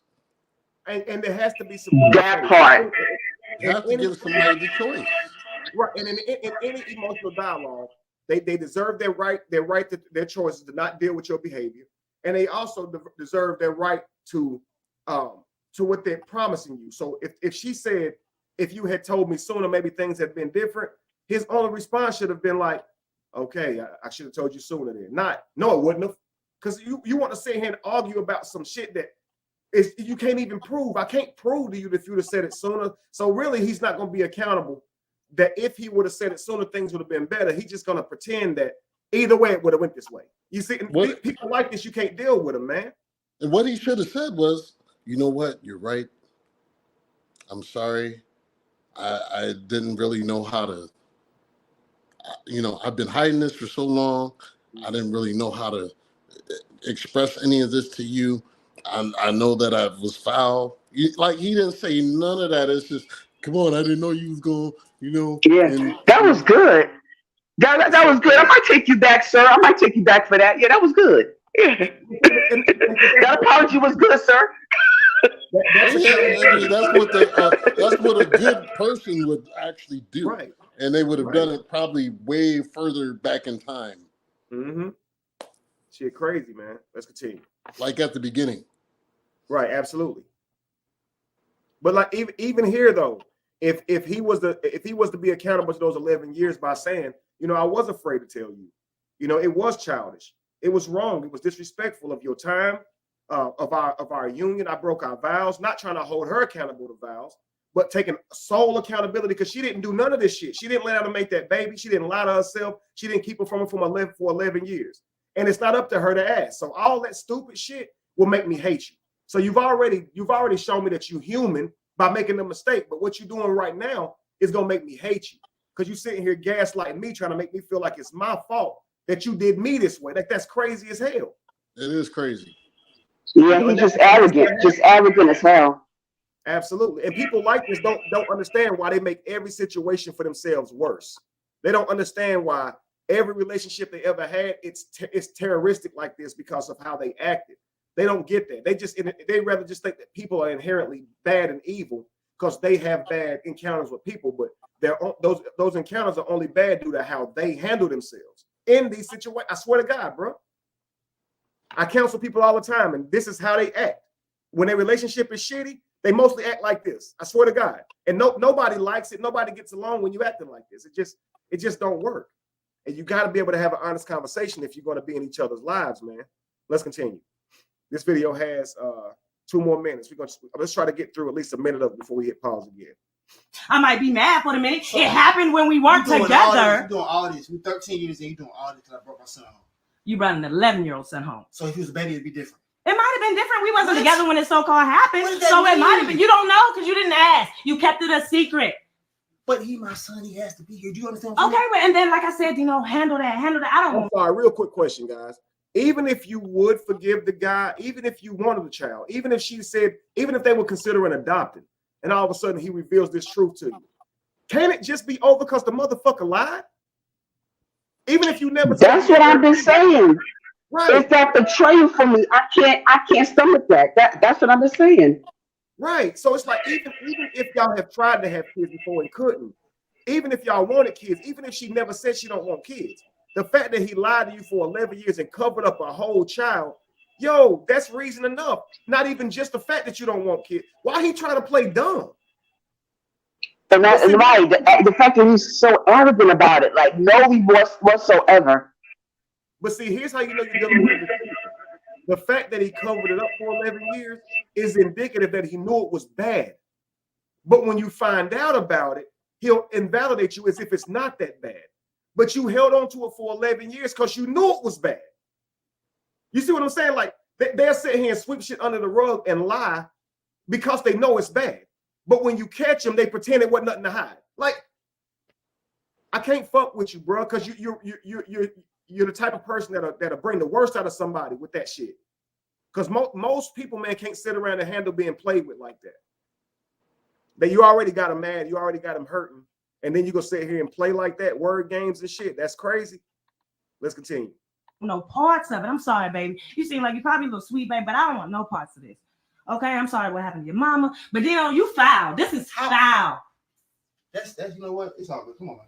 It's a mouth. Yeah, it is. It is all good. Y'all can go. Y'all can go. You fuck my wife. And now I'm not. Y'all can go. Because I brought my son home. You gonna throw 13 years. 13 years. We'll talk about it when we get to with the lawyers. Why can't you be an adult about it? I'm being an adult. This is an adult decision.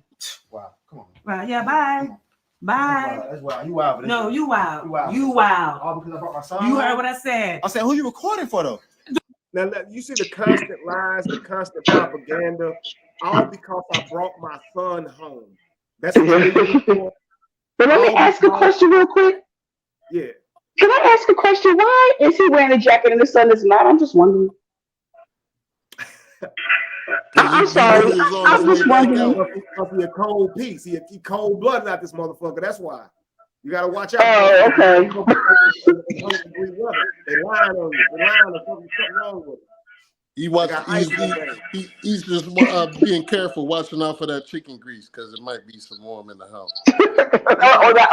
That duly noted. Right. So I want you guys to notice this last little part here where he's gaslighting her more with the wow. And so all because I brought my son home, you want to end this. Notice how he's distorting the reason why she wants. This is what I call a professional point misser, right? It's not because you brought your son home. So that's what he's going to go tell everybody. See, when they do shit like that to you, that's what they're going to go tell people so they don't look as bad. Yeah, she broke up with me because I brought my son home. Why the fuck she broke up with you? Because you brought your son home. No, she broke up with you because you lied, you cheated on her, and you kept a child behind her back for 11 years, only to now show up with him. That's why. See, that make more sense, right? But if he just say, because I brought my son home, well, hell, bro, if she already knew you had a child, you know there's an understanding that something could go wrong and you could have to raise your son on your own. She had to know that. Why she leave you? And now he'll pretend that that's really what happened and shit. Because they're liars, bro. He leaving lying to her face, pretending he don't know why they're breaking up. Yo, it's not even one single apology. No, in fact, it's insults. He's telling her, oh, so you ain't gonna act like no adult. So he's trying to tell her she's being childish. So she childish for not wanting to be with you? For you having a whole kid behind the back and hiding it from her? Man, that's crazy as hell, bro. Then I'll be a childish. I go get a pacifier and stick that shit in my mouth. Then if I'm childish, God damn it, give me a rattle and a fucking passy. I'll be childish. I put a beard on, but your ass getting the fuck out. I'll put some Infamil in a motherfucking sippy cup, but you getting the fuck out, bro. Not the sippy cup. You talking about I'm childish. I'll be childish. Shit. Yeah, this is. Give him a whole And the thing is, just using that child to weaponize the situation. That's what I don't like. Yeah, and then look how he's like, come on, son. Like, we don't have to take this. Oh, you don't want to? Okay, you don't want us to be? Okay, come on. Like, if you don't want us, we can I just take them and go. Like you, bruh. People do that. You know how they borrow money, never pay it back, and then when you tell them no, they're like, "Fuck it, then you don't gotta give me no motherfucker." Shut up! You the one was wanting me to do some shit. Try to pull the wool over your eyes and shit. Oh, okay. It's your fault that I stole from you. Right. You don't want to loan me no money. Don't fucking loan me no money. I'm not doing it because you never pay it back. You forgetting that part. Nah, you don't love me. Click. And they hang up on you and shit. Now you sitting there like, damn, they think I don't love them. No, they don't. They don't think that. They just not going to be accountable. All right, let's continue. We call this blame shifting. Exactly. That's exactly what it is. For the court, because we're going to get into the divorce. It's okay. For the court, thank you. Have a good day. Have a good day.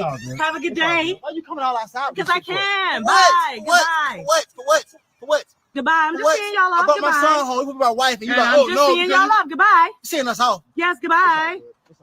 I know it is. It's all good. This is crazy. I ain't never had it. It's crazy. Now, here's the kicker, guys. Just for future references, okay?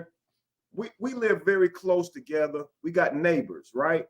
So stay in the house if you're gonna keep arguing. Don't bring the conversation outside so everybody can watch y'all argue.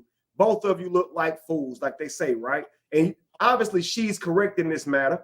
But what people are going to see is just both of y'all sitting here arguing, and he ain't going to be making no damn sense. So it's just better to just let this. If once he go out the door, let him go. He gonna turn around and tell me, "So why you following me out here?" Yeah, you damn right. You should have just stayed in the house. Don't go out there with him. Don't go out there with him. I just have to salute. I have to salute her level of calm. Oh yeah, because revealing that he got an 11-year-old child and just bringing him up in the house like that. The fact that she was reserved enough to even be able to record and not lose her shit, I kudos to her for that, for her level of self-control. Absolutely. Now, while he's going out the door talking about she's not acting like an adult, I want you guys to read Hollywood's comment here. He says he should have never had that conversation in front of the child. Absolutely. That was childish. Number two, Hollywood says now he wants her to look like the bad one in front of the child. Right. And that's childish. That's weaponizing the child to try to make the other person look bad. You did the wrong. You did it. It ain't them. And listen, guys, I'm not trying to shift it, but this happens often in relationships when you're raising a small child. Men, if you're arguing back and forth with your woman, don't do it in front of your child. Your child recognizes you as the stronger of the two. And he's going to see his mama as being done wrong, even if she started the argument, even if she got an attitude with you. I'm just telling you, if you don't want to put a bad taste in your kid's mouth and them thinking that he yelling at mama, even if mama yelling back, their view of it is he yelling at mama. So don't even do it, man. Don't do it. I'm telling you now. It's tough. Before you know it, that child will be sitting here saying they watched you abuse mama verbally and all kind of stuff because y'all had these arguments in front of them. Because you're the one who nurses your child. You're your child's God. I promise you, they don't see no wrong in their mamas. So they're not going to say mama ain't treating daddy right. That's almost never the assessment that children have. So try not to argue in front of your children, man. Men, I'm telling you now, try not to argue in front of them. They're not gonna see it your way. Even your sons won't. I'm telling you now. All right, they'll get it when they get older and shit. When it's too late, they hate this you is now. Very true. Everything you said. But Kevin, but I mean, I get what you're saying. I agree that yes, you should avoid conflict around children. But on the other hand, I feel like, don't you think that they need to understand that no relationship is perfect, and there's going to be times where there's going to be conflict, and you want to set the tone for, as adults, that not only do they need to understand that there's conflict, and we're not going to always agree, but that also we need to set the example of how we're able to find a resolution, or sometimes agree to disagree. Maybe children need to understand that and not be sheltered to the point where, you know, realistically speaking, that arguments do occur, but how do we handle that? How do we move forward from there? So I think that children still need to be exposed to that as well. It takes both people being willing to communicate in a productive manner. And in most cases, when you have things like this happening, there's only one party that's willing to communicate in a productive manner. The other party is off trying to hurt the other person. Right, and being unreasonable. Being unreasonable. Right, so that's what I'm saying. Children, so I think as children get older, I'm sorry. Like sometimes there's really nothing you can do except continue to try to be the reasonable one. Right. Yeah, so that's why I think that children need to be exposed to those type of situations, those type of scenarios, and understand that there's going to be people with different personalities that you have to learn how to respond to and pick your battles wisely. So I think it is important that they are able to kind of witness, not saying they have to be at the front end of it or the tail end of it, but they need to understand that this does occur among people. Conflicts do occur. And we shouldn't always walk away from them. So this is what I think. Both parties should, and I'm gonna mute you for a second. Okay, you already did it. Okay, so both parties should have an understanding or a good grasp on conflict resolution. Okay, because if only one person has it, I don't care how good they are at it. If only one person has it, you don't have a relationship. You don't have a productive conversation. It's not going to happen. You're only going to stress the one out who's capable of having a conversation. You're only going to stress them out. They're only going to not get what they need from that relationship, or they'll spiral out and become just like you. It's just exactly what it'll be. So you absolutely need both people to want that conversation to end or to get understanding. You want both people to want that. And so what you said, Faith, is key. That there will be times where you guys get emotionally triggered and you get upset. I always say this: the model of an emotional terrorizer is I'm upset, therefore I get to behave upset.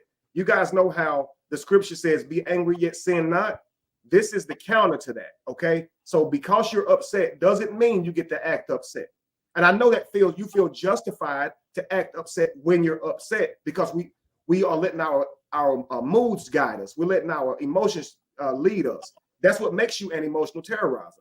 You could be the one that was wronged in that situation, but due to how you're acting in that situation can make you the terrorizer. For instance, guy catches woman cheating. Guy takes woman out into the beach and dropped the ass off in the fucking ocean. Okay, she was the emotional terrorizer when she cheated because she only cared about her desires and not him or the relationship. He was the emotional terrorizer when he, instead of dumping her, took her all the way out there in the ocean, knowing what she had did, and left her. See how it works? Now, he was cheated on, but what he did, his ass needed to be locked up for. Do you understand what I'm saying? Because when people Absolutely, you have to be able to carry yourself in such a way. So what I say to that, to your question is, to couples who struggle with that, try and have a template. Try and write down the productive ways that you guys are going to deal with your conflict resolution, and try to together go with that, especially when you're upset. But what mostly happens is when two people get upset, they throw all logic out the window and they want to have this conversation right here, right now, in this emotion. Not wise. You both likely say things that upset each other, making it more difficult to have conflict resolution. So try and settle your emotions first. Every conversation does not need to be had right now in this moment. Something Faith said that was key was choose your battles. Not every conversation needs to be had right now. Sometimes just think about it. Sometimes you got to know your partner. If your partner struggles with accountability, sometimes bringing that small issue to them is starting a damn argument, because you know they're not going to be able to handle it. You could ask them, did you spill this orange juice? They'll say no. I don't know why they lie about simple shit, but they will. And what you would do is be like, why you lie about some damn orange juice? Now you got a whole argument. You know they spit the damn orange juice. Don't even ask them. that is so true. If once you know them, you can navigate a little bit better. But if you have to have that conversation right now because you're the man, or because you're a woman and your feelings matter, and you're going to dictate the relationship with that type of stuff, man, you're not going to have a healthy relationship, because you're forcing somebody to talk to you really before they are ready. You got to know your partner's limits. And if you're not comfortable with them, it's probably the wrong person for you to be with. So make that decision to go ahead and step away, man. Because you can get along 99% of the time. If you guys are not good at conflict resolution, it's that 1% of time that'll ruin your whole life or relationship. I'm telling you. How many times you guys have had a relationship where that one moment you was angry, you said something that your partner could never get over, or they said something to you that you kept in the back of your mind because you felt like they meant that shit. They saying, I didn't mean it now, but you know that they don't go nowhere. That pain stays right there, and over time it breaks you down. Now you become shorter tempered with each other. Your fuse is shorter. You don't have as much grace. You're quicker to yell. You're quicker to have an attitude. You know, women are quicker to pop their teeth, whatever, roll their eyes. Resentment builds up. It builds and dudes are quicker to confront and hold accountable. And women really hate that. Women hate the feeling that it brings on them when a man is coming to them with an issue. They just hate it. It's just not something they're comfortable with. And men hate when women smack their lips at us and shit and roll their eyes like we wasn't just talking to them. But those things get even worse the longer y'all keep that bullshit up. I'm telling you. So if you don't want to be treated, and neither one of them wants to break. Say it again. Neither one of them wants to break. No, but what it boils down to is neither one of them likely have the ability to just simply have good behavior. Like, she can't sit still and just not fucking roll her eyes for whatever reason. He can't sit still and just not yell over her. You understand? You got to be able to maintain yourself so you can get another person opportunities to feel respected and heard, man. You know what I mean? So it just is what it is. Regardless of how upset sometimes that you are as a man, you can't scream on her to get what you need from her. You're going to have to understand that she has emotions, and you could trigger her to being toxic if you go to her in that type of way. It's just, that's why I asked the brother earlier, if the man would have went to that first lady and said, listen, love, you don't got to lie to me. Well, what you mean? I know that's your son. You telling me that's your brother. Listen, I don't care. I love you regardless. You know, she would have took all of that and been like, in my mind, I think there's a way she could have just been like, oh, okay. But if he's coming to her like what she did is a bad thing, what she's fighting against is that she did a bad thing, because she doesn't want to be looked at negatively in his eyes. So she's going to try every way she can to get out, to elude that. Just like we did as kids. And dodge accountability. They're looking at is a child in that moment. They're going back to a child. Sometimes it's just the thing that kills me though is it's so hard for people to just simply say, I did wrong and I'm sorry. That diffuses the whole thing. Men feel that way because that was beat into us. See, you just diffuse the whole thing. Right. But see, we as men don't have tolerance for that, because we all had to do that. We got the shit beat out of us. So that's why we don't get why it's not easy to say I'm sorry. So we know saying I'm sorry is easier than an ass whooping, because we had a choice. We got ultimatums. Women didn't. In most cases, women didn't get that same type of treatment. So because we have been disciplined to the point of taking accountability, even when we're wrong, especially if you were just raised by your mama, You listen, when you're raised by your mother, they don't allow any masculine energy. If you sit over there puffed up, you're getting your ass whooped. Because in her mind, you had to solidify it in your brain that if you get big as a house, that she'll still take you down because she doesn't want your strength to one day overwhelm her. So she will actually be more abusive, psychologically abusive to a boy on accident, simply because she doesn't want him to one day be abusive to her. It's sad, but she's trying to get ahead of a male child before he starts being disrespectful. Now, let her little girl mom can hear you from a whole nother floor. You'd be all the way in the basement and after something. What'd you say? Yeah. Nothing? Right. I mean, it's a fact that women are not stronger than typically a 13-year-old boy. They got that hearing, y'all. So once he's 12 or 13, he can typically compete with or overpower her in the realm of strength. So to her, fear is a good tool. My grandmother used to tell me she don't care if I got big as a house, she'll whoop me. That's what she used to, and she wanted me to believe that. You know what I mean? So typically in two-parent households, boys are not raised that way, but typically in single-parent households, they are. And those boys typically don't know how to manage their emotions. It comes out in the form of wrath or anger because they don't know how to calmly tell you how they feel. They've been shut down. They haven't been able to access their emotions. Mama wouldn't even let them be mad, bro. I've seen it. They can't even have a mad face, bro, or she'll give them something to cry about. That's what she'll literally stare at him. Fix your face. Your ass got to literally be sitting here. Fix your whole ass. You taught to suck it up. Right. You literally go look in the mirror and get that shit right. Because my aunt told me one time, man, if I don't go fix my face, she gonna knock my damn head to Refton and it's gonna land in my daddy's lap. Refton was like an hour away. So she said, you better go look in the mirror and fix your damn face. I went there and tried. I was like, what the fuck? Man, my mistake was watching Roots. Yeah, man. You know, I hit like 12 years old. That was like when they started grounding me and taking stuff away. Because like I started to feel militant around that age. Right. So the last time she tried to strap me, I just stood there and took it. I was like, I'm not going to cry. I'm not going to. And she was. They'll kick you out if you do that shit. You better act like it hurt. You're not going to cry? Oh, you think you bad, huh? Go to your room. That's what they gonna get your daddy. See, look what I'm telling you right here. They want your ass to feel pain. One time, my grandma was wrong for whooping me. I didn't do that shit that she was whooping me for. So I wasn't gonna sit here and cry this time. So I didn't care how hard she hit me. I was gonna stand there and take that shit. You understand?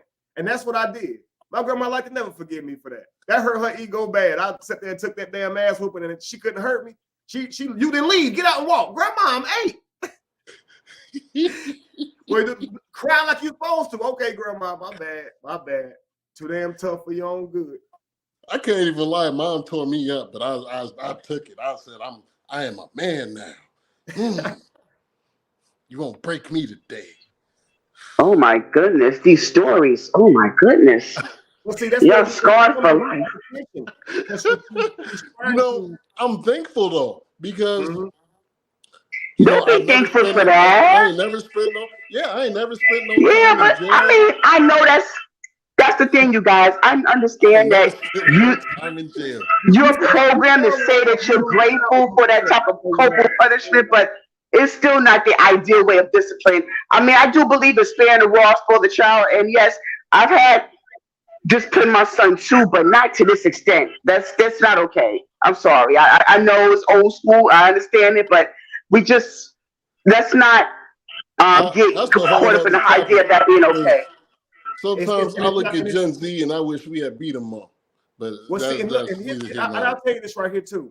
Because we have more words bring understanding. So because we have more words, we have more understanding now. Back then, it wasn't seen as child abuse. And so what many children who went through that, who suffered whippings and things of that nature, they make those same excuses. And we actually do sound like victims of abuse because we are defending our abuser. And this is not to say our parents are abusers, but we often say things like, I'm thankful for those whoopings. I didn't go to jail.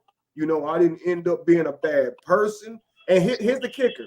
Those things are likely due to your character, not those ass whoopings. You understand? Right. That part, just this right is you know better, you do better. And like I said, don't get me wrong. I pop out with my son a couple of times, but like I said, not to that extent because I just learned to. I didn't want to allow my upbringing to affect the way I handle my son. And sometimes, there are some people that would say, "Oh, well, you allow him to disrespect you." I say, no, no, no, no, no, no. Let's not go there because my son was not disrespectful towards me. I just allow him to express himself because we always was trained to what is it called? You know what I'm saying? Children should be seen, I heard. Right. Yeah, so we always been accustomed to that, but I always let my son give the opportunity to express his feelings and tell his side of things because we were brought up to always believe the adult. Anytime a teacher or other parent or an adult says something or says something about a child, we automatically believe them, and we the ones that get in trouble. And I just try to reverse those things and not continue that cycle. I agree, and I'll say this before I finish the rest of the video. Here's two things we should consider: punishment versus discipline. Okay, so punishment is because you did this thing, you have to sit down for a period of time, either grounded or you get this physical punishment, which is a whooping. This thing has to happen to you because you failed in the area you did wrong. Now, discipline is I'm going to teach you a set of skills to where this thing never happens, right? So discipline is what we need to be doing with our children. And in most cases, we work all the time. We're not with them all the time. So we don't really have the time to discipline. So punishing is easier. You understand? But we should have been disciplined. Like there's a while ago, a couple years ago, this brother had he had put it out publicly that he had abused his son. And the way he said it was his son stole some money from him. And he went out there and he said he put hands and feet on him, gave him the boots, beat him up, kicked him when he was down and everything. And he told the story openly online. And so what I did is I said, that's literally abuse. You beat him up because he stole money from you. And his answer was, well, prison would have done worse to him. If he was over 18, they would have done worse to him. And you can understand this concept, right? And that's likely how he was raised. That's how many of us were raised. But if we're going to rethink this, what he should have done was taught his son how to work and work his ass off. And so he can understand the value of money and he can understand the skills. By the time I got finished with my son, he would have never had to steal because he knew how to make money hand over fist. So I would have disciplined the shit out of my son. He would have worked for me until he earned all that money back and more. And I'll tell you, as a young man, do you want an ass whooping or you want to cut that grass every day for a year? Which one? You know what's the thing is it's generational as well because, my parents were born in the 1940s. So they were maybe 2 generations away from slavery. Right. So, their grandparents that they were raised by were just fresh out of slavery, sharecropping and all this stuff, trying to survive from the Klan and everybody else. So their experience probably made them a lot harsher in terms of how they punished and dealt with us because that was what they knew. I will say that my older brothers, because they were so much older than me, my middle brother was 7 years older, my oldest brother was almost 10, they got it a lot worse than me. And my parents learned from them. I didn't get it as much. I did get a few of mine that were very memorable, but for the most part, I remember watching them and then learning what not to do. I would like look at okay, all right, now I know not to show up home drunk at 15 and get picked up by the police. Now I know not because I'm watching my brothers mess up. So I'm like, I see what happened to them. Yeah. And I think that's like the awareness of actually understanding what the consequences are. Like a lot of these kids are missing that. For instance, remember watching New Jack City back in the day, and you seen Pookie in the back, and he's like cooking up the rock, talking about it'd be cool. I seen that, and I seen the crackhead on Minister Society talking about I'll suck your dick. Guess who never wanted to smoke crack or do coke? Right, absolutely. Because I saw the effects, and a lot of people don't understand the consequences to whatever decisions that they make when they're making them. You're absolutely right.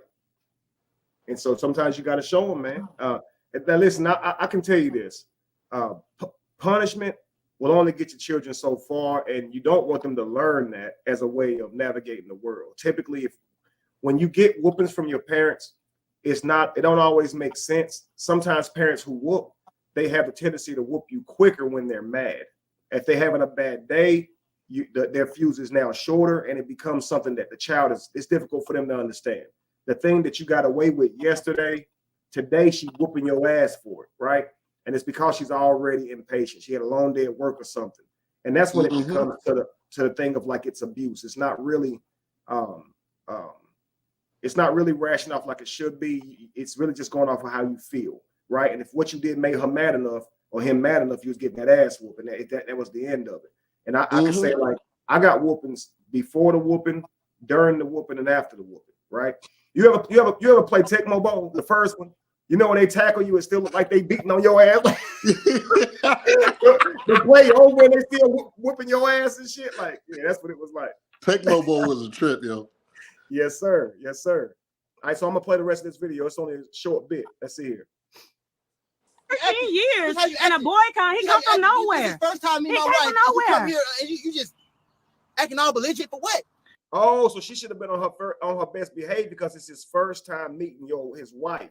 So yeah, you're okay, cool. I get it. My fault, my bad, right? But he sprung it on her. Right. My bad. I should have been a better wife today. It's his first time meeting me. Oh, okay. Can we start over? I want to do better, nigga. They always want you to be wrong for something, bro. So you lied to me for. Now let me get this straight. You can't understand that you lied to me for 11 years, but you want me to understand that I didn't carry myself some way the first time I met your 11-year-old son. I've been married to you for 13 years. Get the fuck out of my driveway.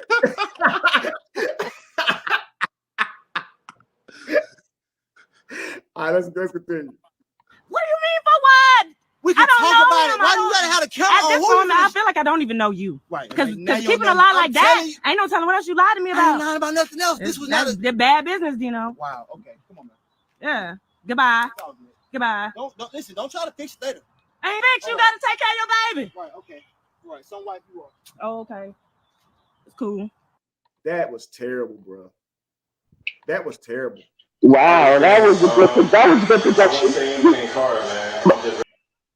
But do you know if there's a update to that? Because that video was actually like a few months ago. Do you know if there's any update to that story?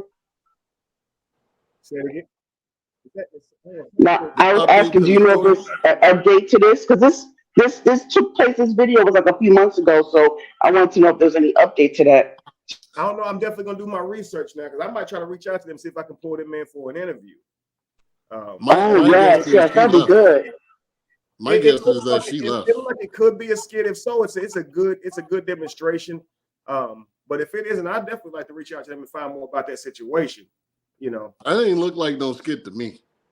Oh yeah, see, I'll be questioning them all now. But I mean, that would have been top tier acting. Yeah, I mean, listen, I don't disagree, but here's what I'll be saying.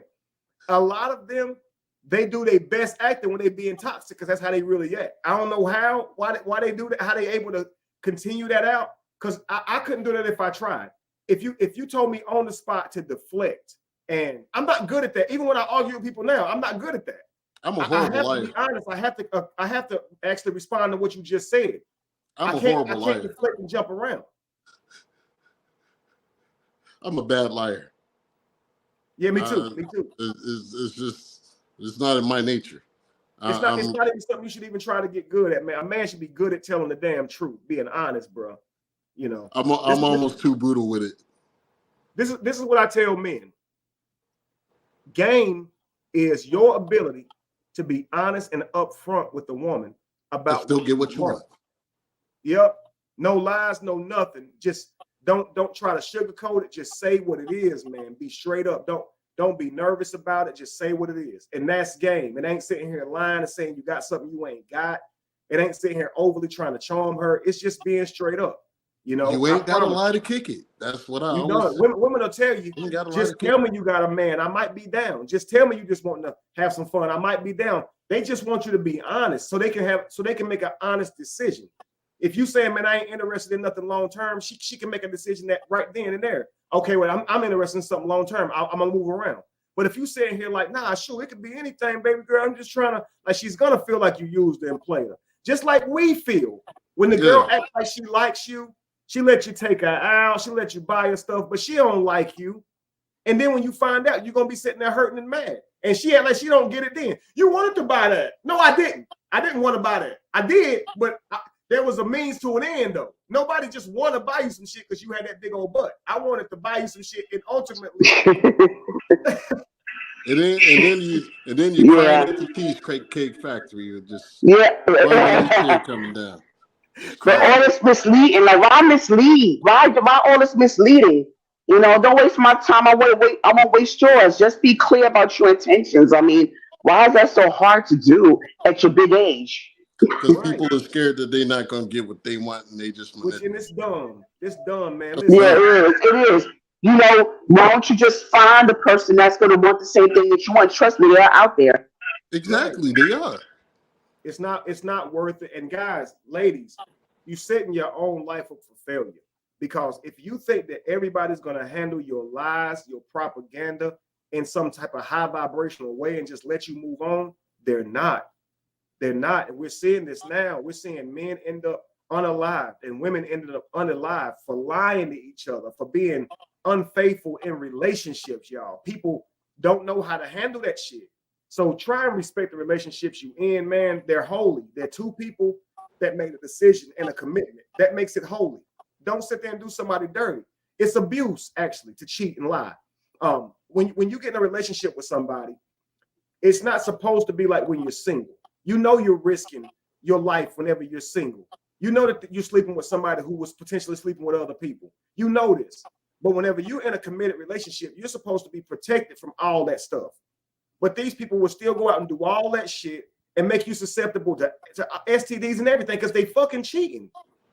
It's sad, and it needs to stop. People just got to stop getting in relationships if you're not going to take them more seriously. If you don't want to be there, just, you know, people be trying to stay too for the kids.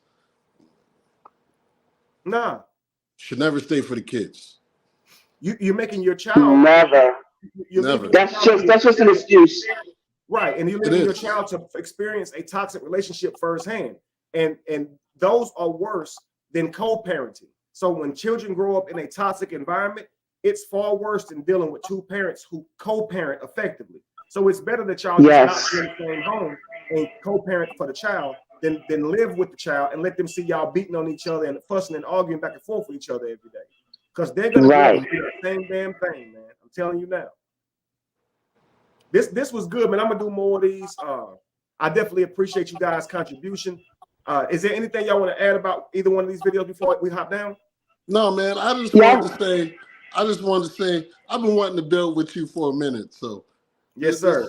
This is good stuff. I've been following you since 2018 when I went through my deconstruction phase. Yes, sir. And it was like I kept praying every night, like I just need to understand why stuff don't make sense. Why am I feeling like this? And then I come across your videos, and everything you're saying is everything that I'm thinking and reading. Yes, sir. It was like you were just verbalizing what was already there, but I was afraid to say it. Right. Absolutely. So now I just ain't afraid to say it no more. Absolutely, brother. I recognize I was being used for the greater good. I was speaking out to a collective consciousness at the time where many people was wanting answers and, you know, wanting things resolved, man. So absolutely, brother. It's actually you were right on time, man. And the fact that you would always have receipts, that was like my favorite thing. When Kev brings out receipts, I'm like, oh, yes. Oh, yeah. Because it's difficult to grasp some of these truths because, you know, you've grown up believing a certain way. So when somebody tells you it's not that way, they're going to need to see some receipts. And I'm going to present it because I needed to see them. I wanted it to be true. I wanted every bit of it to be. I loved it just as much as any person, bro. And it devastated me that it wasn't what I thought it was. So it was never. Me growing up Kojic, you know, my father was a bishop in the Church of God in Christ.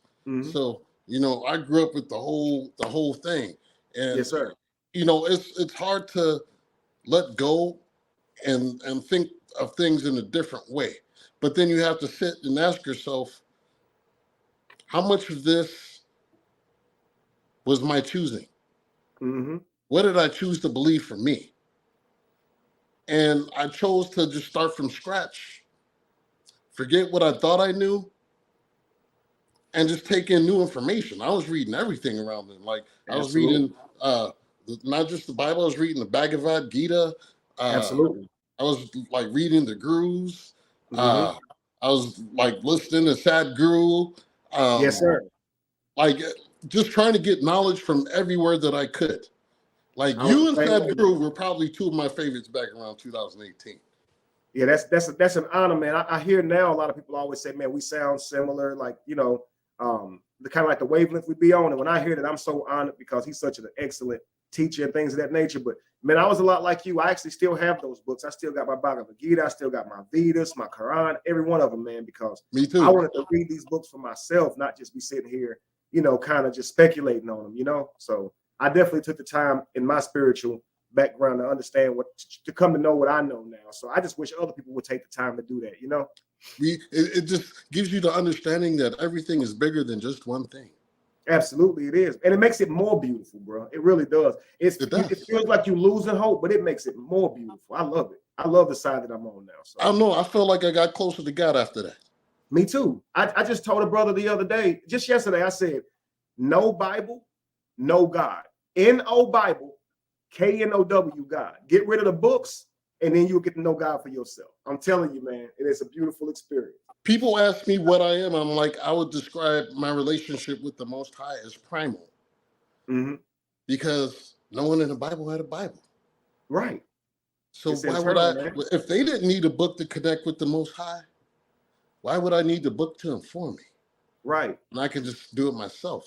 No more than you need a book to begin puberty. No more than you need a book to create sperm cells in your sac, to heal your scars, to send blood from your heart to your lungs to your brain. Just like you already need a in you book to for do that, so. it's inherently in you. So you may not know how you do these things, but you know how to do those things. It's in your DNA. And connecting to God is the same. It's the same. You may not be able to say with words how you do this, but you do it. Trust me. You can't not do it. God says you can't be separate from me. It's just the facts, bro. It sure ain't. It's just the rules that other people made for it. That's all it is. It's a fact. It's so true, King.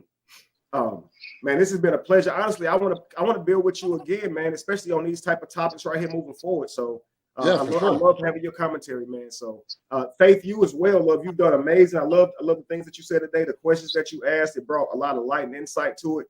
I definitely appreciate you. And I know this is not your first time being on my panel and us having a build. Right. Thank you so much.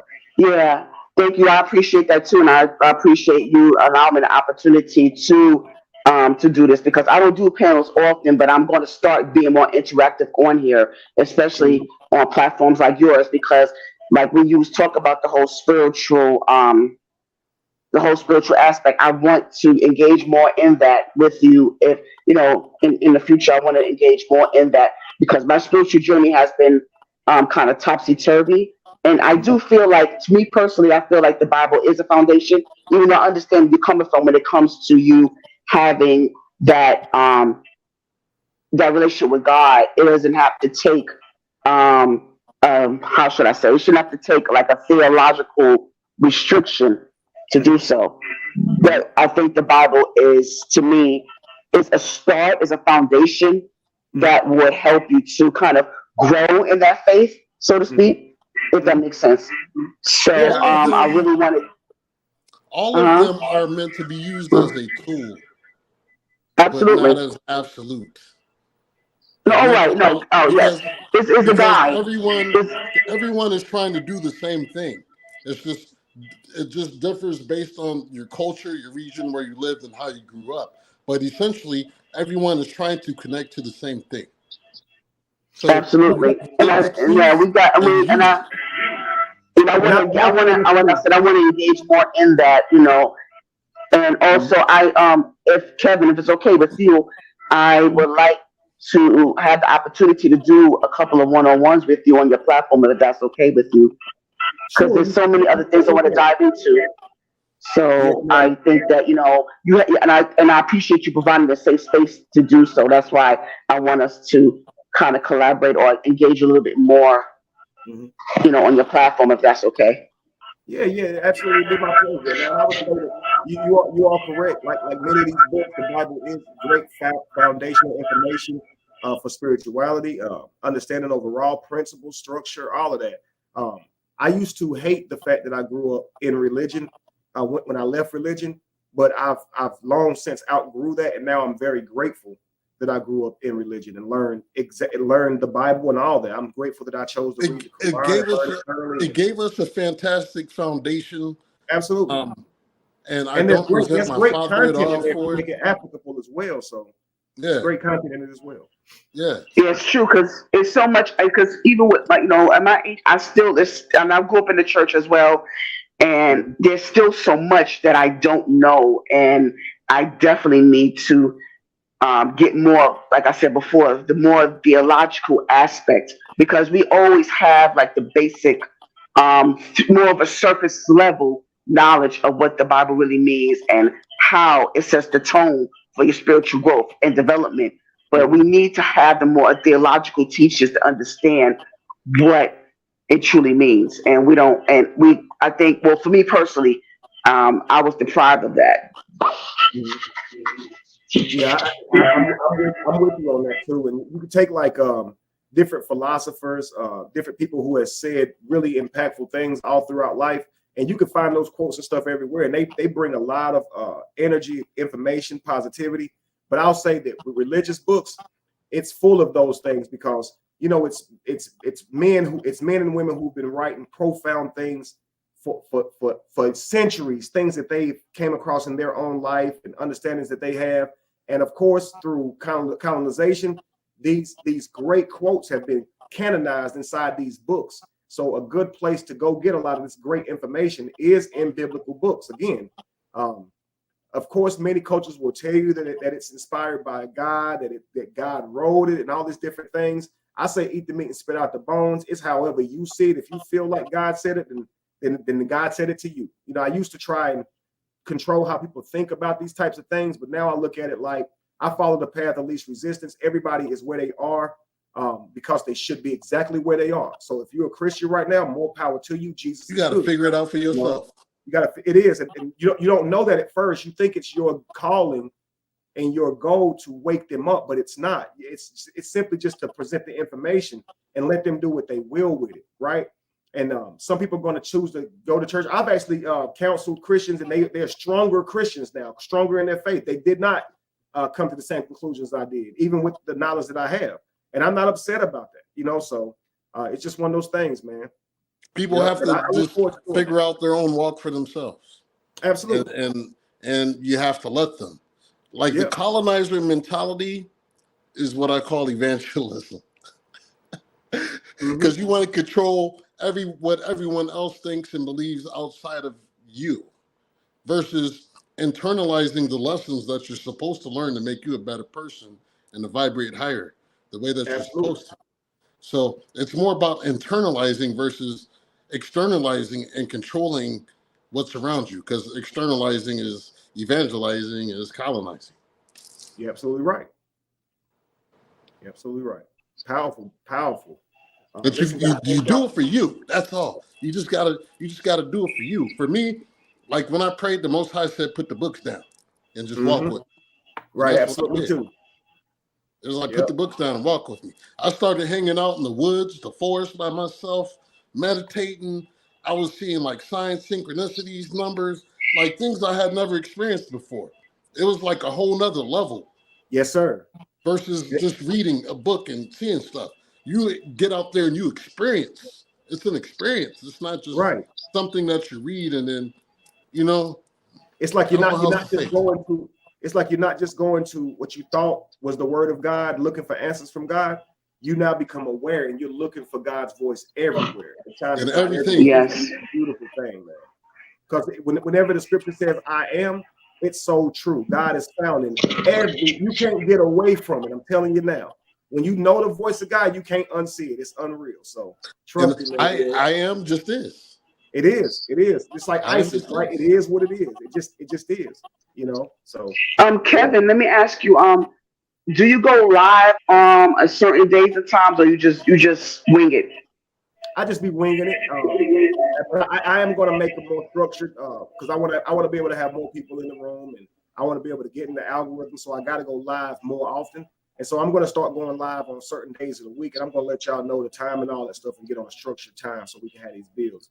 I want to do more of these because I want young men and women to be able to see how to handle relationships. I also want to talk about spiritual things as well for all you guys who still are interested in that as well. So yes, I am. Just as videos, upload them. These type of videos, relationship videos, but I want to do them where we can actually sit and talk and have open dialogue. So that's what I'm gonna be doing. But yeah, let's do that. Well, today this wiped one thing off of my bucket list, because one thing on my bucket list was, man, I want to be live with Kev one day. Bro, that means a lot, bro. This today is bucket list, man. I got goosebumps a little bit. Thank you, King. Now, look, now I got it. Why you say that? You see, Kevin, you're a celebrity in these streets. Look, honestly, it always means the world to me to know that I have impacted somebody, that I was there for somebody in their time of need, especially spiritually, man. So I'll always be humble when it comes to that. So when somebody tells me that, how much that means to them, I know how much it meant to me at that time and what I was going through. So it always tears me up. So I appreciate that, bro. It's like, man, you like the younger brother I never had. Look at that, bro. Look, now we're familiar, man. So let's do some more bills together, bro. I love your spirit, man. For sure. Yeah. So how the babies, grandbabies, how's everybody? Oh, yo, I gotta go. But it was great building with y'all. I'm gonna holler at you, Kev. Okay, King. Peace. Have a good night. But yeah, love. You said everybody's You're doing amazing. Thank you for asking. Yeah, you're welcome. Yeah, but I hope you have a good night, and God bless you, Kevin. Thank you. You too, love. See you soon. All right. Listen, y'all, powerful build. I'm going to be closing up. Hang on one second, though. Here's what we learned today, okay? First thing, guys, of course, we talked about we're going to be exploring the toxic signs in relationships so we can understand the impacts of these behaviors. So one of the things we talked about today was cheating and betrayal. That's a very sensitive topic, as we learn. We just got to learn that you got to be faithful to these relationships that you're going to be in. You got to have that type of discipline. If you're single and you just dating like a single person and you sleeping with whoever and your life is more built on desire and those frivolous moments, it's going to be very difficult for you to go into a relationship and be faithful. And the reason is because you've built those bad habits, those habits of being able to sleep with whoever, whenever. And so even if you care about the person that you're choosing to be in a relationship with, it doesn't mean that you'll have the discipline to be loyal. So you can't equate your love to meaning that you're going to be able to be loyal. So many men have thought this, that I really like this girl. I know if I date her, I won't cheat on her, and they end up cheating anyway because they've built up bad habits that they have yet to conquer. Okay, so work on your self-discipline before you get in relationships. Men, don't just go from just fucking to just say, okay, let's be in a relationship. Try to take some time, man, and work on your sexual discipline so that you can maintain that relationship. I really wish that we didn't congratulate men by how many women they could sleep with, but how long they could maintain healthy relationships. That's what I wish. I wish that we could grade men based on their ability to maintain relationships in their longevity without cheating, and being a man of our word, and being honest, and being hard workers and men of integrity. I really want to see that day happen, family. So and I think that starts with how we raise our children. We got to stop giving high fives for men losing their virginity, but being ashamed of our daughters when they do. It has to be a standard, man. Okay, it takes two. Both people should rise to standard. All right. So just keep that in mind, family, because if you don't, you could ruin your relationships in your life, making your life much, much tougher. Relationships are essential for survival. And if you keep ruining your relationships, you're probably not going to grow old with somebody. And I'm telling you, you don't know now what you're missing if you do this. If you live your life single, you don't really realize the benefits that come with having a life partner. You understand? So, and I think I'll do a live on that. The benefits of having a life partner, someone to grow old with versus living your life single. Okay. At some point, a man or woman should want to create a family. It's the tribal thing to do. It's the mature thing to do. It's a stage of life that we must take on. Okay. And so we got to learn how to maintain healthy relationships, family, because you ain't going to have a family without that healthy relationship. Okay. In navigating tough moments, it's important that we talk about self-care.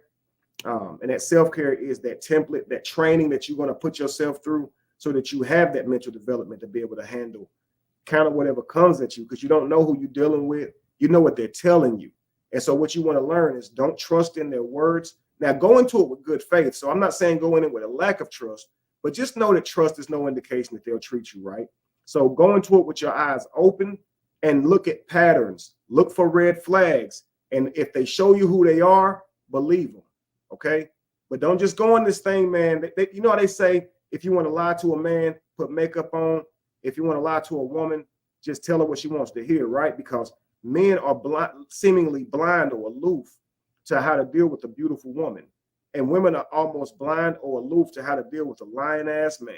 It seems that men's eyes betray them and women's ears do.